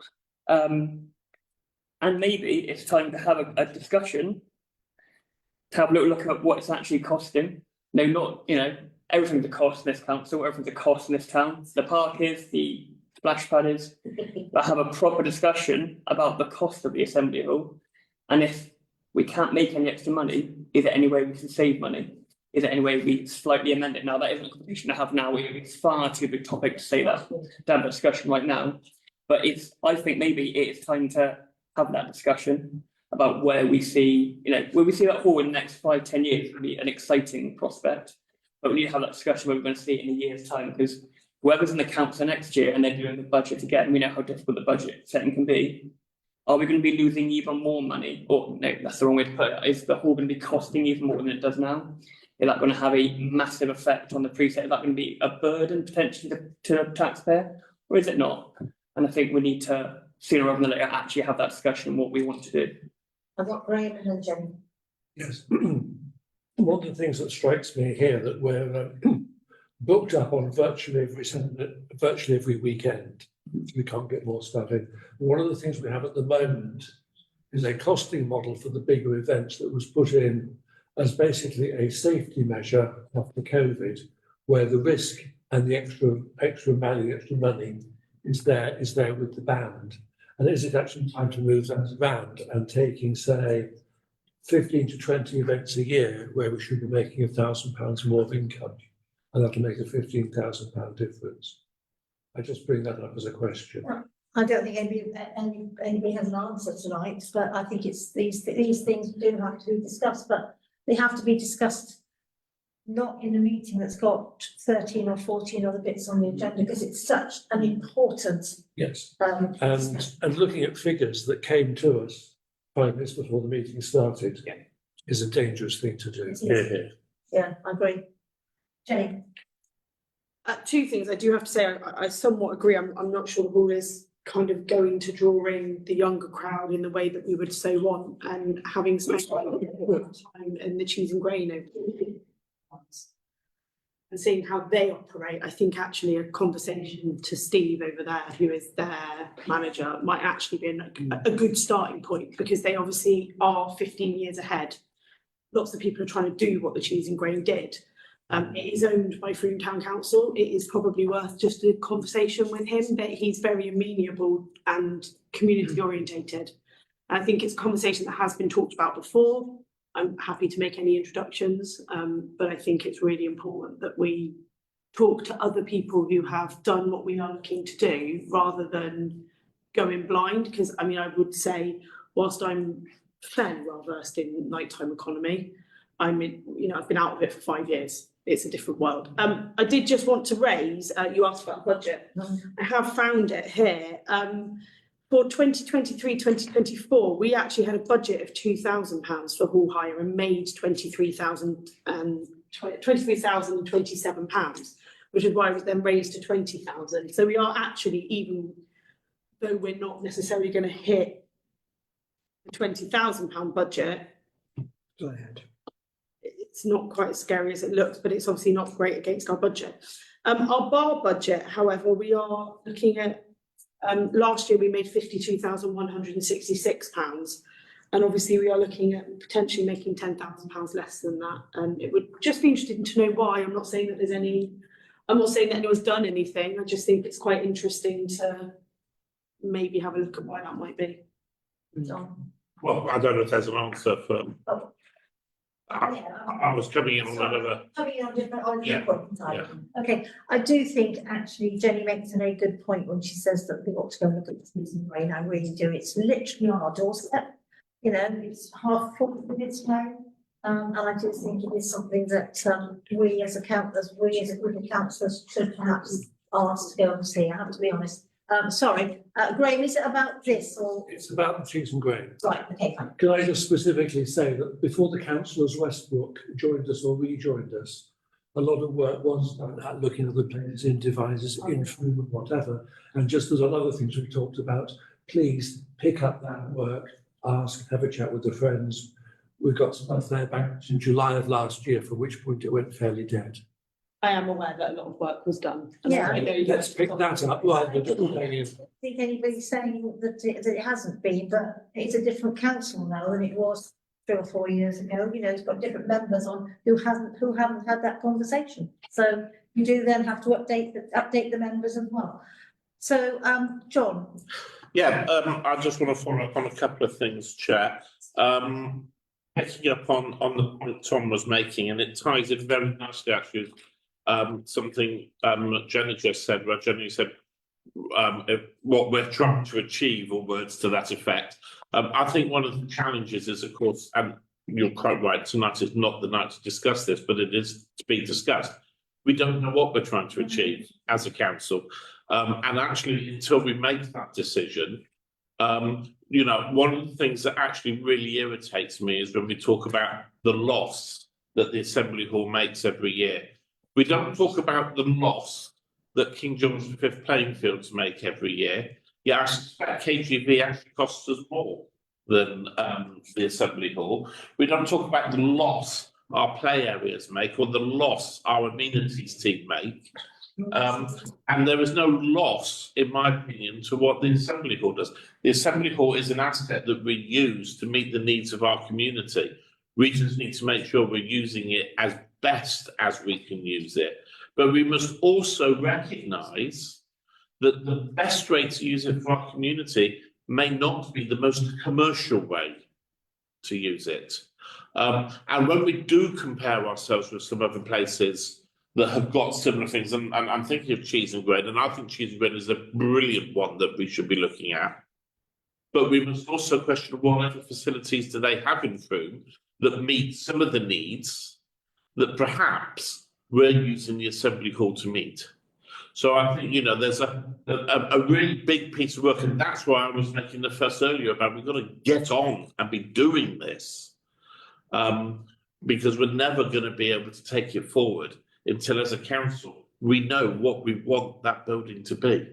And I think it's one of those things where, you know, we are only 4 months off an election. It is going to be the new council that actually has to make these decisions, because it would be totally wrong. This is a personal opinion now, I'm not as chair. You know, we're wrong of this committee, this council, who would then to make decisions which another council would have to stick by. But you know, I say that's a personal opinion. I do agree with you, Chair, but I don't think there's any reason why this council, this committee, can't be starting to gather the evidence that that new council will use in order to make its decision, because otherwise all you are doing is delaying making decisions. Yeah. And then that council will be saying, well, we can't make a decision because we're not that far off a new council coming in. Yeah. And decisions will never be made. I think that you're quite right, and I think it does fit in with what you said earlier on, that we do need to start getting some of these things in place.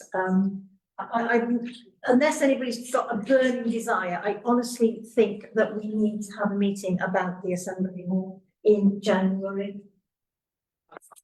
That is a proposal from me, actually. I would propose that we actually have a meeting about the Assembly Hall and, you know, how do we actually go out to the public? Obviously, we're going to try and get architects who are going to do things, but there's a huge piece of work to be done on what does Melksham want. And you're absolutely right, John, when you say about the fact that KGV probably costs more money and all the rest of it. It's not about costing money. This is about a facility for Melksham people. And I think that's, you have to actually flip it on its side, upside down actually, and look at it.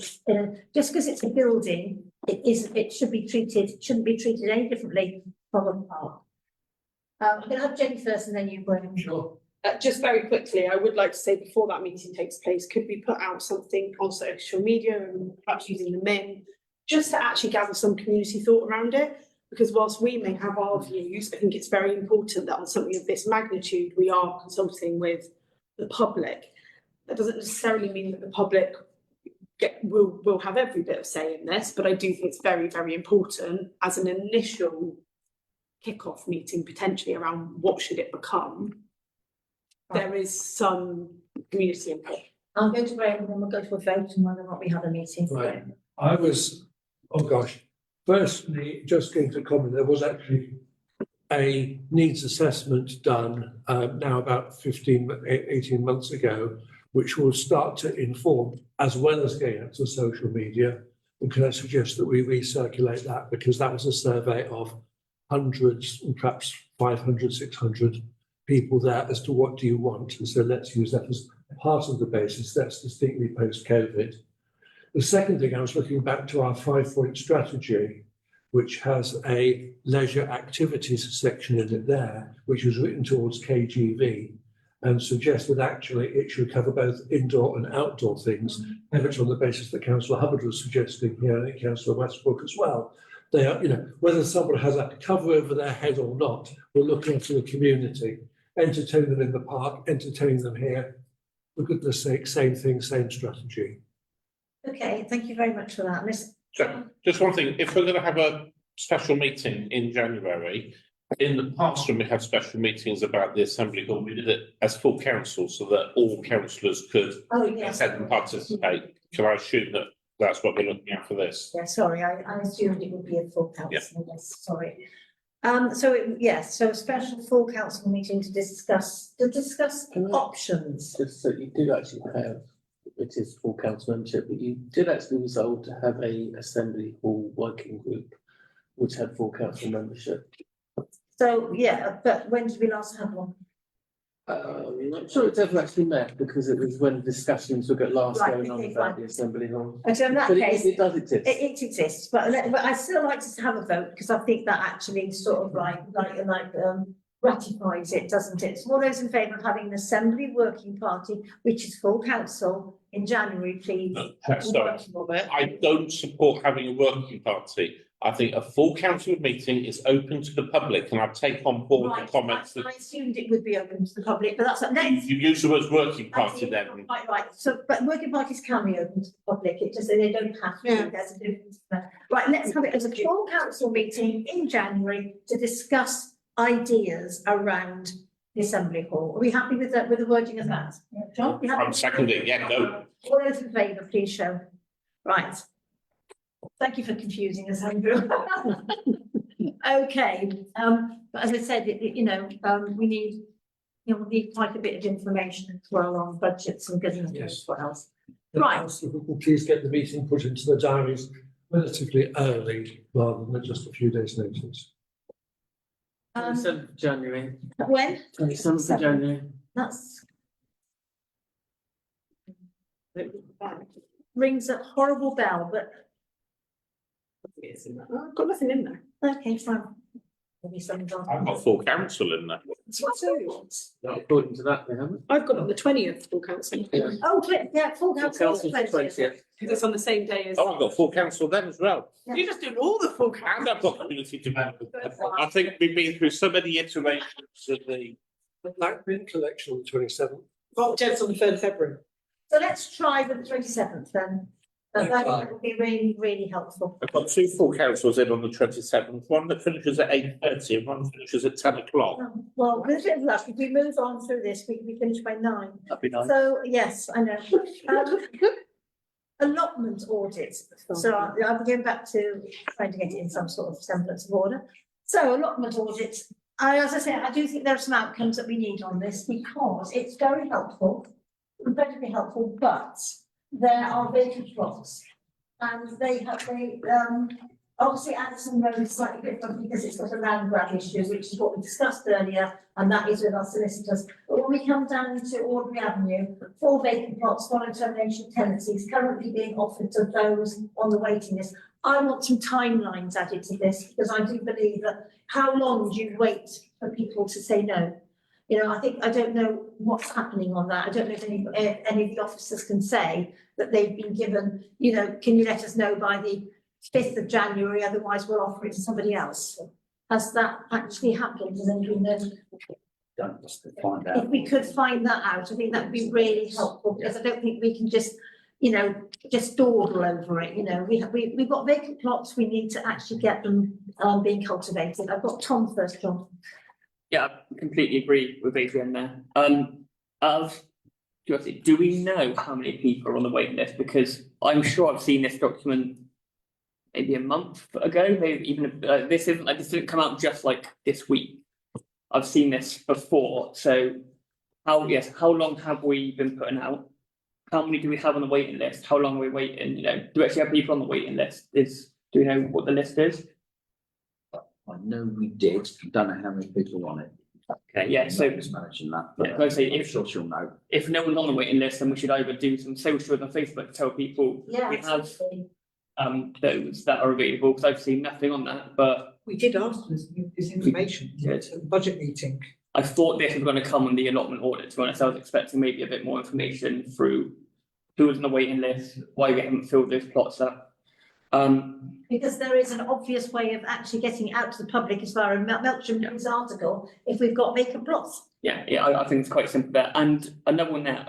So just confirmation, Hugh, how much do we charge for the allotments? £50 a year.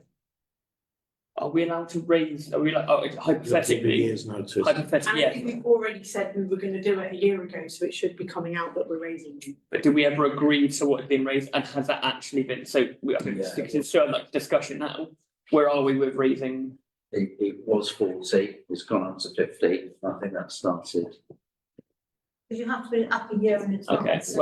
Okay, well, we mean, looking at a year in advance now, I think 50 is very cheap for an allotment. I think it's massively cheap. I'd be interested what the waiting list is. If we have a relatively large waiting list, we can raise the price of the allotments, let's not forget as well, you know, this is a budget item, you know, this comes out of the precept, and if we raise the cost or raise the price of the allotments, potentially get a bit more income into the council, it just helps support the council a little bit more.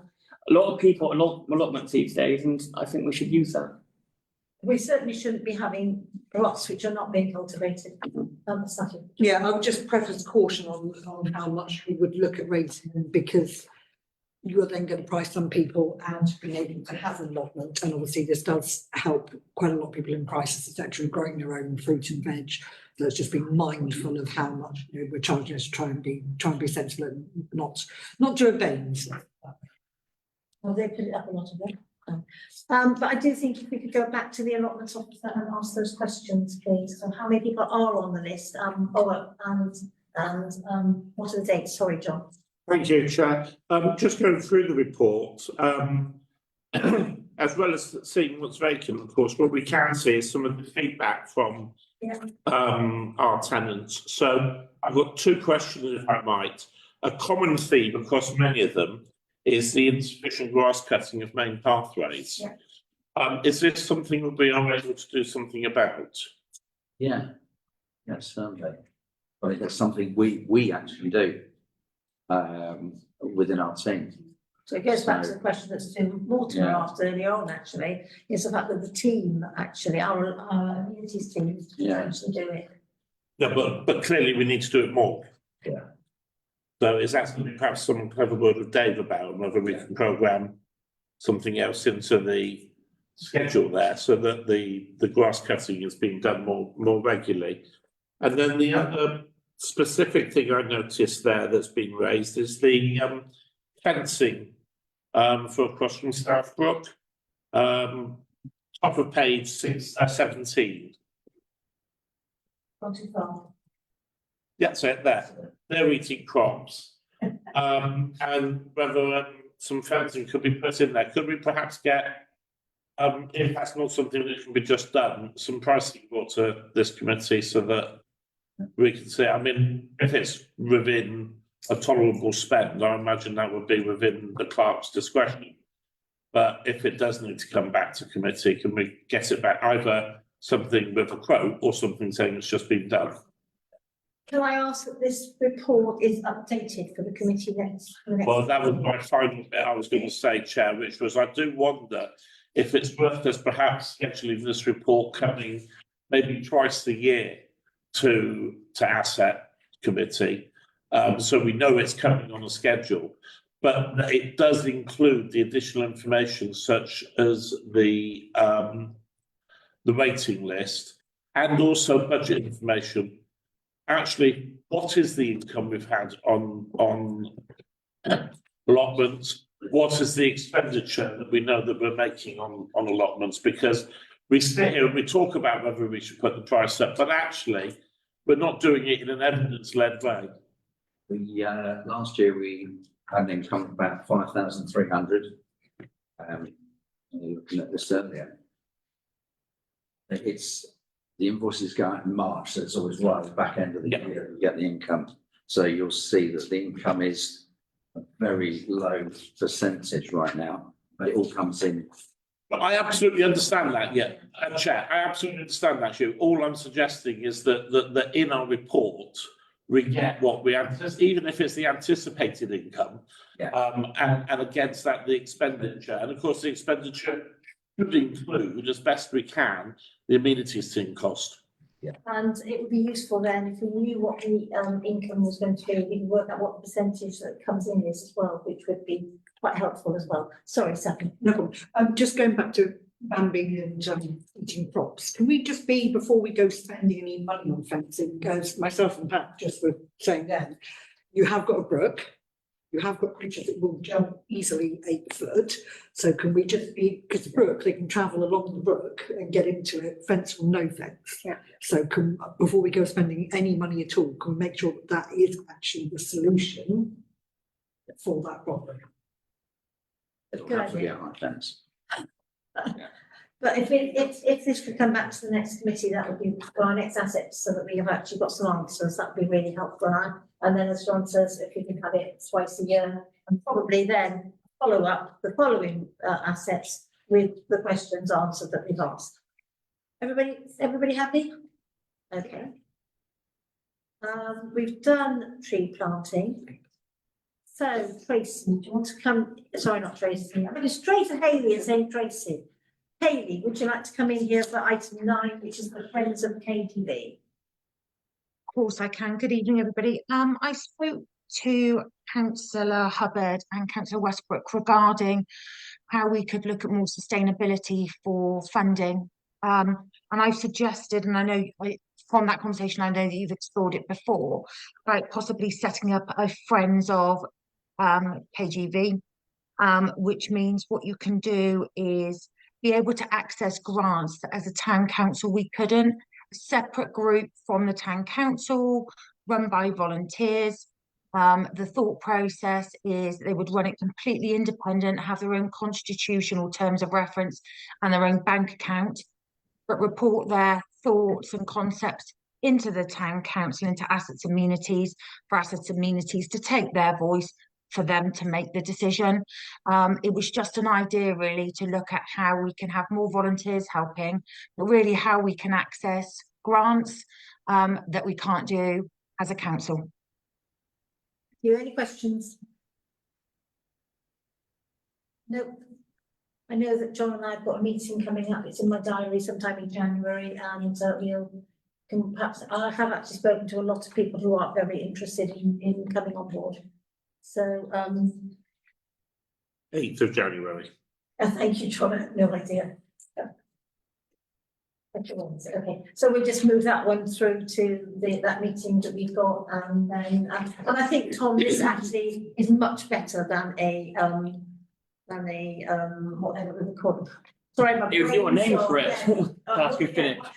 Because I do believe that with the Friends of KGB, we should be having Craig and the cafe and the people in the adventure centre and anybody who uses the park on a regular basis to be part of this, of what's happening. And I think it's a more sensible solution than a task and finish group. I got there in the end, Tom. And I think Hayley had thought that through as well, and that's why she wanted to bring that up tonight. But we'll have it on the next agenda, asset management agenda as well. So, Audrey Avenue, I think actually you've reported it, Hayley, but I would like to formally say, as chair, I'm really, really delighted that we've actually been awarded this money, and that it's, you know, it's really nice that this new play area is going to go into the forest area, and particularly that little park, which every time you walk past you can only feel sad about, quite honestly. And you know, it is. You're right, it's just incredible. I know, as I've always said, the most important feature of that park has always been the bin in the middle. And we've now got a really exciting park going in, and it is really, really nice to see. So thank you to all those people who have been involved in getting that project moved forward as quickly as we managed to, in order to meet the artificial deadlines of UK SPFA or something like that, whatever they're called. John, do you want to speak? Well, I was just going to make a suggestion, Chair. I know that Heidi has worked her socks off to make that happen and done, as I understand it, a really outstanding job delivering something for our community.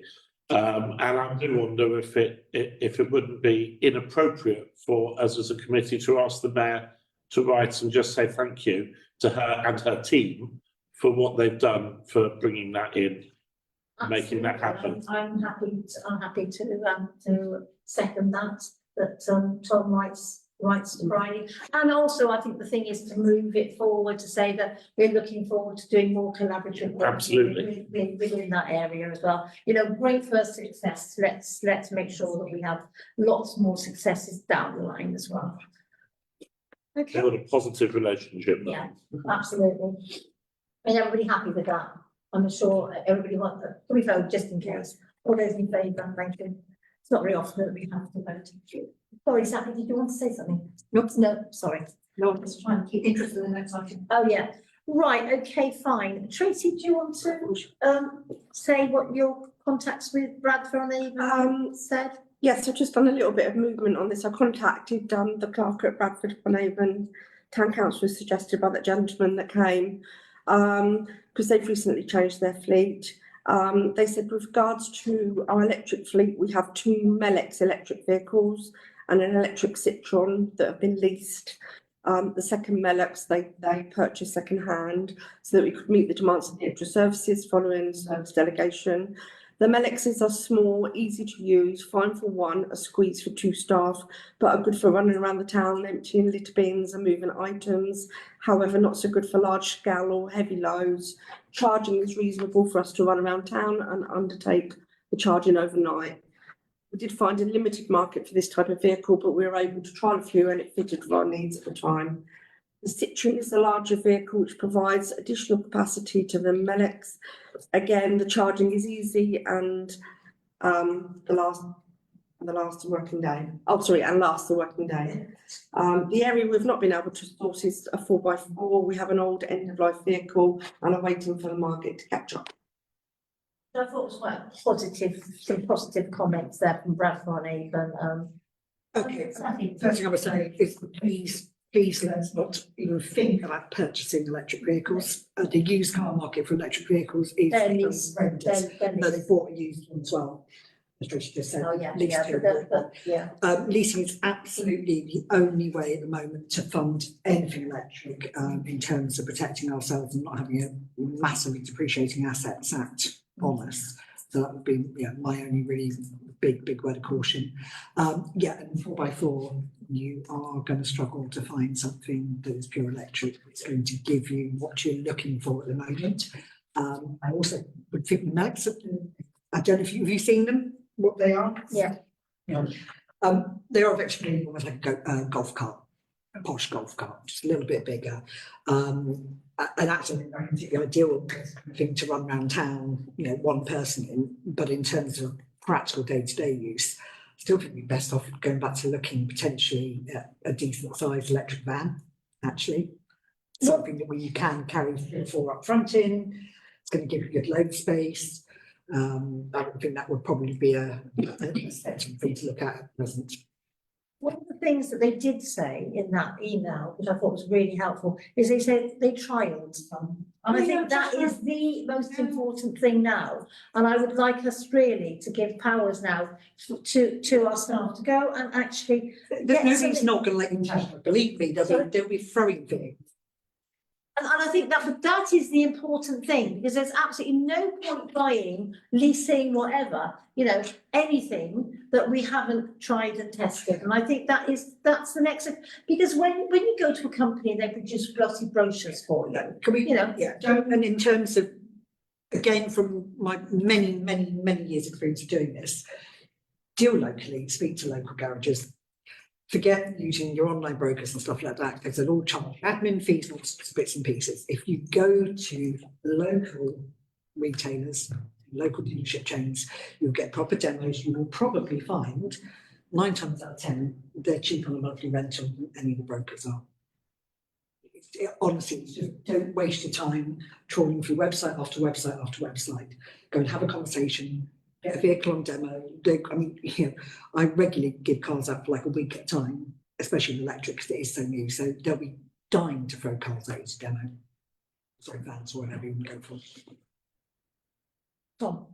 Thank you. Hugh, do you have much experience in purchasing electric or hybrid or whatever kind of vehicles? I mean, maybe I'm a little. We need to update our fleet. We're definitely to update our fleet. SAP is obviously quite on it with it, but we need to make sure whoever's kind of bringing this to council is fully aware of the expectation of it and actually what that vehicle can do. Is it worth bringing in someone in here, an actual expert within these vehicles? Otherwise, it's going to come to, you're going to look at it here, you're going to bring somebody to council, and none of us have any expertise, and we're kind of a little bit lost. I don't want to risk picking something just because it looks nice. I would also say, I don't know how realistic it is, and it might not be at all, so I'll just ask it. I can't remember if I mentioned it before. But obviously, electric's ideal. Like Seth's right, I know a lot like somebody like 4x4 struggle with electric. Are we able to anyway look at using HVO oil, which a lot of businesses do use, which is a much cheaper, and HVO is vegetable oil. It's a lot of vehicles do it for 4x4s and for off-roading for that, because it's got the same kind of power as say a diesel, but it's a lot more energy efficient. It's a lot more, it's better for the environment. I think in my company it was an 80% carbon reduction just using HVO. So it might be something for us to look at, but again, I don't know if any of us are experts enough in it to make a decision just on a report. That's my only concern there. Can Safi come back on that, and then I'll come back to you. With respect on every single retailer who specialises in commercial vehicles, particularly around electric, will have experts in place within the retailers who will be able to give to council all the advice they need in terms of what they're going to get out of them, what they'll do for them, what funding packages are available, how those work. That's what I do all day long, every day of the year. So there will be people within the likes of, just pluck one up the air for a minute, Platinum Group. You have a commercial sector, John will be familiar with Platinum as well. They have expert places for that. There is no need for us to be spending money and bringing in an outside contractor to give us advice that somebody is paid within that retailer to give that advice. I suppose if I can just finish on that point, I mean, I would say argue there, but maybe they're not going to give us that advice because I just meant, sorry, Saf, I'm trying to, because I just mentioned HVO and everyone looked around like they had no idea what it was, which is fair enough because most of us wouldn't know what it is. So I just want to make sure that people we do speak to know all of the options, and that's my only thought process there. You've ever heard of TCF? If it's against the competition, No, GCF is treating customers fairly. There's a duty or obligation for any salesperson in how. they treat Okay, thank you, So it's not thank you very competition. much. I'm going to go to John now. Nice not to be part of things. Right, can I just approach this from a slightly different direction? Because, and I appreciate I wasn't at the last meeting when this was discussed, so it may be some of this took place then, and if so, I apologise. But it sounds a little bit to me here like we've got the tail wagging the dog. Have we done an analysis of need? Because, and I'm going to slightly agree with Safi here, actually. I mean, first of all, we can't just go to one dealer and say, tell us what we want, because we've got to follow all the procurement rules that we have to follow. You'd have to go and talk to a whole heap of people, luckily you guys. But actually, whilst I'm a big fan of electric, I drive electric, I have solar and all the rest of it. What we need to be doing at the moment is saying, these are the jobs we need these vehicles to do. What do you have that can meet these needs and that will give us the best cost of ownership? Because the cost of ownership isn't just the running cost, it's the purchase cost, it's all the rest of it. And when you look at it as a totality, it isn't necessarily how it originally appears, particularly as we're in a changing market at the moment, as the government can't make its mind up of it. It still wants everyone to go electric, but it doesn't want to support it anymore. So, you know, there is a toss-up financially. And for instance, one of the things Tracy said just now that I think was important from when Bradford tried them out, that their little thing they've got goes around, will sit one person in the front quite nicely to go around emptying the bins. That sounds like a really useful thing to have, but that's not the thing that you're going to be using when you've got big cleanup jobs or 2 or 3 people going out on the job. So we need to identify how we work, whether we want to change the way we work, and what tools we want in order to be able to give our workforce the equipment that they need to deliver. And I would far rather have a report that came back that said that Dave and Hugh have identified this as the need, have gone to these suppliers who have identified these as options, and then we get to pick. And if we're, you know, it might be that an electric solution is the right one, I hope so, but it might actually be that in order to give our guys, our team, the right kit at this moment in time to be able to do their jobs, we've got to do one more cycle of diesel. And if that's actually the right thing to do, or it might be that some of it is diesel and some of it is electric, which is where I suspect we will end up. Yeah. So I'd just urge that we turn it on its head. John, we had actually had a report, a full report, and actually one of the things that hadn't been identified was looking at alternative provision. So that's why Dave was tasked with going away and speaking to Bradford and Avon as to what their experiences was. So that's where this has come from, okay? Because we did have a report and we had lots of diesel options, etc., but we needed to. You also need to speak to the other towns using electric to see how they got on with it. Was it? If it was a mitigated disaster, you would go and look at a different route, wouldn't you? But I actually think the way forward, and I would like to see this could be it. I actually believe that what Safi has said is absolutely right. I think we need to go and talk to some of the commercial properties locally. Don't look on the internet. Don't fish around the internet. Go and talk to people, and then get some trials in. Because that's the only way you can do it, is by actually driving them for a week and seeing if they work. That's it. And they will give us that advice. That's what I think. Can I just come back on that point, Chair? Because I did read the report from the minutes from the papers from last time, but what that report didn't do is tell us the jobs the equipment was needed for. It told us, here's a bunch of vehicles we could buy. But what I'm saying, and I'm sure, Safi, you would agree that if a commercial client was coming to you saying, I need to buy a vehicle, the first thing you want to ask them is, what do you need that vehicle for? And I don't think we've got yet an adequate breakdown of need. Because it's that breakdown of need that we need to take. are we emptying 30 bins twice a week? If so, you know, that's something we need to be thinking about. What sort of stuff are we taking backwards and forwards? How many guys do we send to a job? When we send people to a job, do they need a big flat back, or do they need, you know what I mean? What actually is the need? Well, I totally understand what you're saying, but it's just that we're not moving this forward, and that's what is concerning me. Safi. Yeah, I get what you're saying about, because John is absolutely correct, because twofold here. First of all, for qualification question you ask the customer is, what do they like about their current vehicle? What do they not like? So that goes back to what you needed to do. What hasn't worked about a current vehicle, what has worked, drill down from that. But the key thing you need to be getting when you start test driving and getting quotes, etc., and come back to what Tom was saying, you need to be asking for whole life cost calculations. Sorry, John said it. So whole life cost calculations, or the element of VAT you can reclaim, the rentals, fuel costs versus electric costs. It's a massive, and that will actually give you then, that goes down to a pence per mile figure, which is the really key one, because that will tell you exactly what that vehicle is going to cost to run. And that's crucial. For you, Chair, I wouldn't want to volunteer you for anything, Safi, but do you think it might be helpful if at some point you, Dave and Hugh are able to grab a cup of coffee? Yeah, absolutely. And just talk about actually that assessment of need element of it, because I really do think that that's important, and otherwise all that's going to happen is we'll go to suppliers, but we won't be able to answer their questions. More than happy to do that.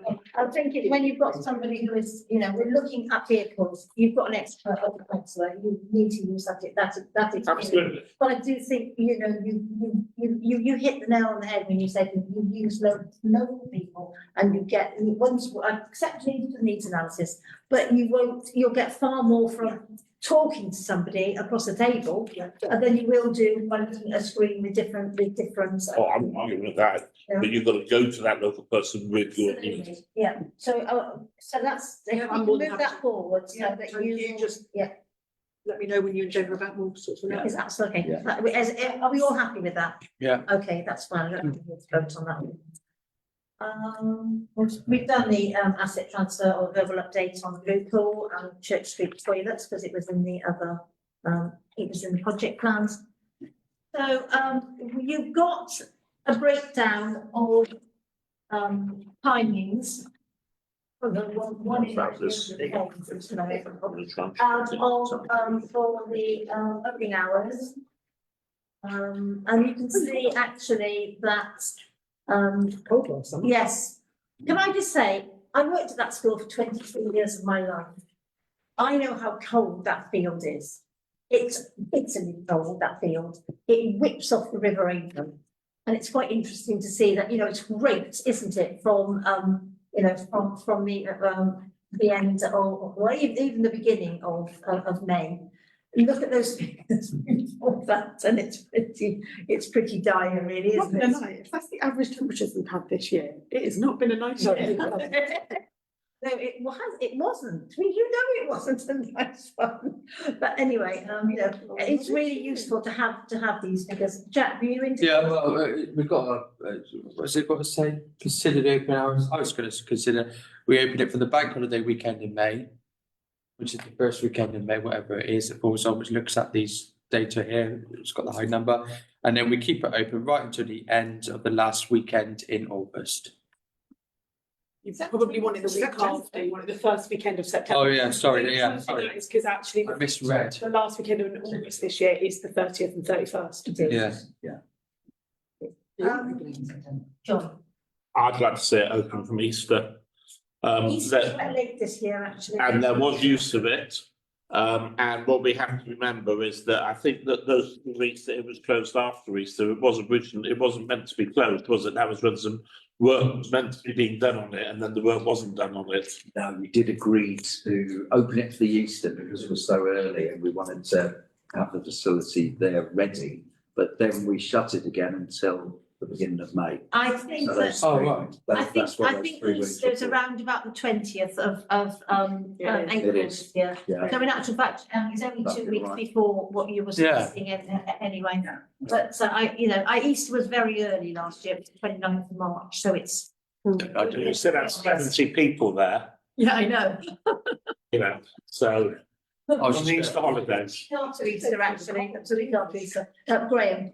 It's, I think probably sensible the later Easter to open it at the end as the schools close and following through. And I was suggesting it possibly second week in September, something like that, once they're thoroughly gone back. And just a point here on the user numbers. Are these the user numbers off the pool log, Hugh? Yes. Because the pool log counts the numbers of people in each hour on the hour. Now, the typical person is in the pool, is in the splash pad, only 15 to 20 minutes, the maximum, because it gets, as you say, it gets cold in there. Therefore, those numbers are probably a third of what the actual number of users was. Yeah, but it does give you a good indication. It gives you a shape, it does not give you a total value. Yeah. So, I think that's an important point from Graham, actually, because if actually, yes, it gives us an idea of what the up and down is, but if the core numbers are actually 2 or 3 times that, then that's really important to know, because, you know, if you're making a decision about whether it's worth it for 20 people, you could say that's touch and go, but if actually that's going to be 60 people, yes, it's clear cut. And the other thing I would comment there, again, from my experience of this year, is that the opening from 11 o'clock until 6 o'clock, rather than 10 o'clock to 5 o'clock, was broadly a success. yeah. So it's blooming cold between 10 and 11 in the morning, except in high summer. It is. And then closing it down at the point that people say, oh, can't you stay open, please? It's not sensible. It's, you wonder how you're serving your customers. So I think what we're saying is open from Easter, which I think is the 20th, from that weekend, right the way through until the middle of September. From the hours of 11 till 6. Are we happy with that? Yeah. Second. Thank you. All those in favour of that then, thank you. I'm just like, I still feel it's last bit of the agenda. Oh, here we are. Well, we've done the sensory garden, so we don't actually need to discuss that. We've done the dog, sorry. Sorry, not someone be saying I wanted to speak, sorry. We did the dog with the safety service removal, we did that under projects, done green flag status. Okay, so Hayley or Tracy, do you want to come in on the KGV lighting survey? Hayley still there? Well, she is still there, but she may have frozen. Sorry, Yes, she I'm has still frozen. here. The lighting survey for the KGB went live last week. It's going to be live for us to get residents' feedback until the 22nd of January. We feel it's appropriate to get a longer period of time. We've had 86 responses to date. So we are just compiling all the data from that first phase, and it will be ready to come back to you at the end of January. Okay, that's fantastic. 86 responses that we've had so far to the lighting survey. So, are there any QR codes up in the park, pointing people in the direction of the lighting survey? It's my pen, not been people, by the way. I'm really sorry, my pen. Sorry, Councillor Westbrack, it was a little bit of feedback then. Can you repeat that, Are there any please? QR codes up along the play area, just saying that we've got a lighting survey up there? No, we haven't done that. We can do that. We delivered, Christina and Francesca delivered letters to all the residents adjacent, and they have put some information in Evie's kitchen. But no, we can put QR codes up this week if that helps. I think that's just, again, it's just showing us being proactive in terms of getting people to respond. Thank you very much indeed. Any questions on the KGV lighting survey? Tom? Hayley, I know you mentioned about we've had 83 people come forward. Do we have any idea what they've said yet, or we've not been able to look at that yet? Do you know what, Tom? we haven't been able to look at that data as of yet. But I can look at the team to compile that and give you a midterm update if that helps. I think for me, maybe I don't know if waiting until the end of January is quite a long time, purely because it is very dark. And we've started to actually have people come to council saying they're unhappy with the safety of the park now. mean, the last school camp, we had several people come up last time. I think the last assets where we had someone say about the safety of the park. So I don't know if maybe we bring the result to, is there an asset meeting in January or is there not? No. If not, could we bring it to the full council meeting in January then for us to make a decision on that then? And although it's not normally a full council decision, maybe I'm a little bit aware that, but my gut is that most residents would like to put on again. That's what I'm hearing from people. That's what people coming to council are saying. And I'd be concerned maybe about putting it off that long before we can do anything about it, because ultimately we put that in for safety. And I think actually we've had 1 or 2 complaints, and maybe, you know, and I voted for it, I think I might even post it, maybe we acted a bit rash. And I think actually we've done the town a bit of a service dimming them. And I think that is a mistake. That's me put my hands for that as well. And I think really from talking to residents and getting feedback verbally, I would personally like to see them turn on. Depends on what the question is back with, but I'd like maybe see that a little bit earlier. I've got Jenny and then John. Yeah, to back that, I actually found myself meeting last week with a group of people who are dedicated to ending violence against women and girls. And one of the biggest takeaways from it was from a police officer who talked about lighting and the fact that lighting is so important when it comes to actually even just tackling and the ability for women to see who are walking towards them, and not just women, but vulnerable people of any type. But sadly, that does often skew towards women. And I would like to also see them raised. I'm not sure it needs an act of council. I feel like it's something officers probably can make the decision on themselves. We've seen enough, because ultimately, you know, it was only a trial, and we never actually set any stipulations around this trial. So I think it is, it would be, I think we're doing I sort of agree with it, we're doing a disservice to our town, given the overwhelming feedback that we have had on the matter. John, and then I'll just listen. John? As someone who thinks this is all a storm in a teacup and we had it right to start with, what I am mindful of though is that when the council decided to take the actions it took, it did take on board the comments that were made by, let's face it, the individual who was complaining about it. And I would just strongly recommend that whatever result we come up with, whether it's an officer decision, whether it's a member decision, it is accompanied by an impact assessment report, and that we have jumped through all of the hoops, dotted all of the I's and crossed all of the T's, because I think we all know we won't hit the end of it if we haven't. Yeah. And actually, these are the sorts of decisions that technically don't necessarily have to follow a democratic will. That, you know, there's all sorts of things that lots of people may want, but we know we can't do. So if we're going to put the lights back up, and I'm being honest, I think we should, or I certainly think they should turn up from where they are. And it might be we say, actually, you know, the compromise from the report is that we go up to 3/4, we took it down to half or whatever. But I'm not, but all I'm saying is we've got to make sure that when we do that, we've jumped through all the hoops we have to jump through for it, because it won't just go away. No, it won't. I agree with you entirely. I've already had a letter of complaint, an email of complaint about the survey.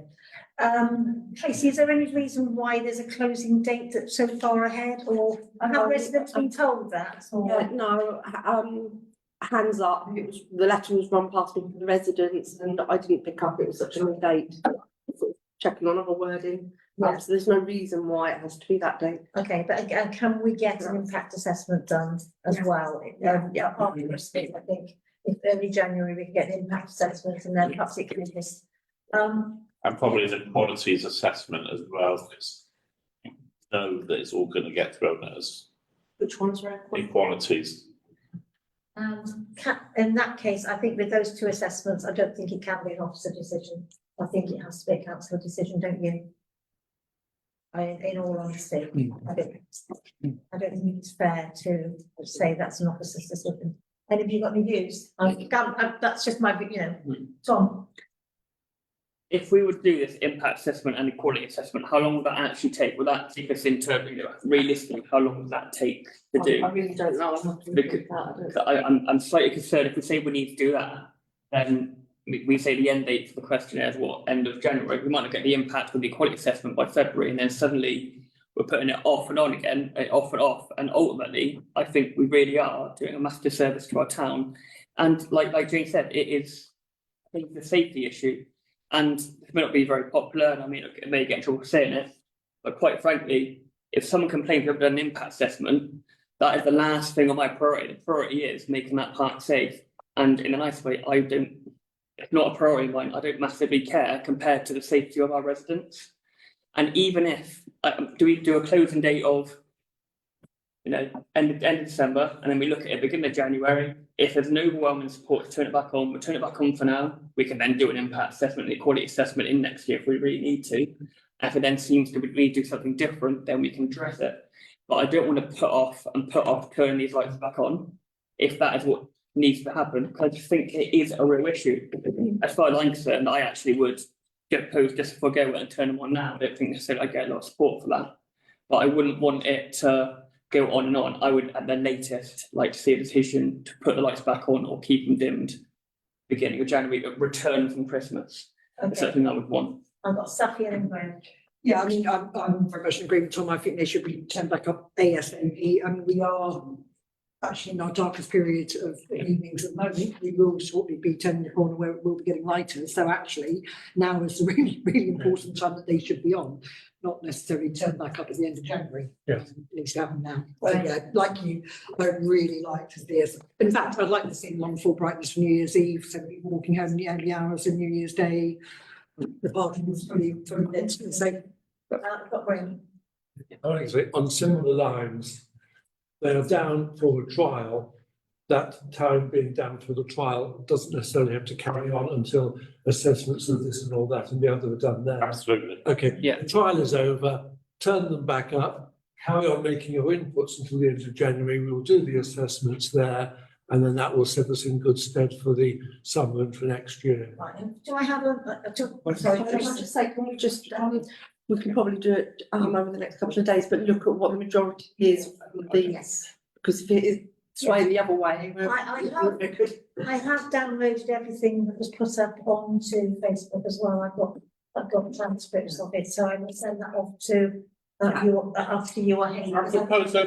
Yeah, I was waiting for a proposal. Yeah, probably not on it, but I was just going to say, can we just delegate to the clerk authority that if there is a clear majority in the responses that have been received to date, that they'd like to see full brightness returned, that we do that, but that we publicise the fact that this does not mean this is a permanent decision. It's that in fact, I think personally, bringing forward the closing date, if we've already published one, is a very dangerous thing to do. But we don't then need to do that. We can then say, we've had a period of time now of half light during the consultation. We're going to have a period of time of full light during the consultation so that both sides have got a clear idea of what it's like, and then decisions can be made in February. Yeah, that's it. And actually, it's I still think we need an impact assessment. Are you happy to? Oh, absolutely. No. I think we need every assessment we possibly do in that. But still, yeah. Okay, so I presume that's your motion, John, and Tom, you're happy to second it? I think Safi seconded it. Safi seconded it, okay, fine. So I think, is everybody clear as to what we're voting on? Yeah, okay, all those in favour, please show. Thank you, I think that was.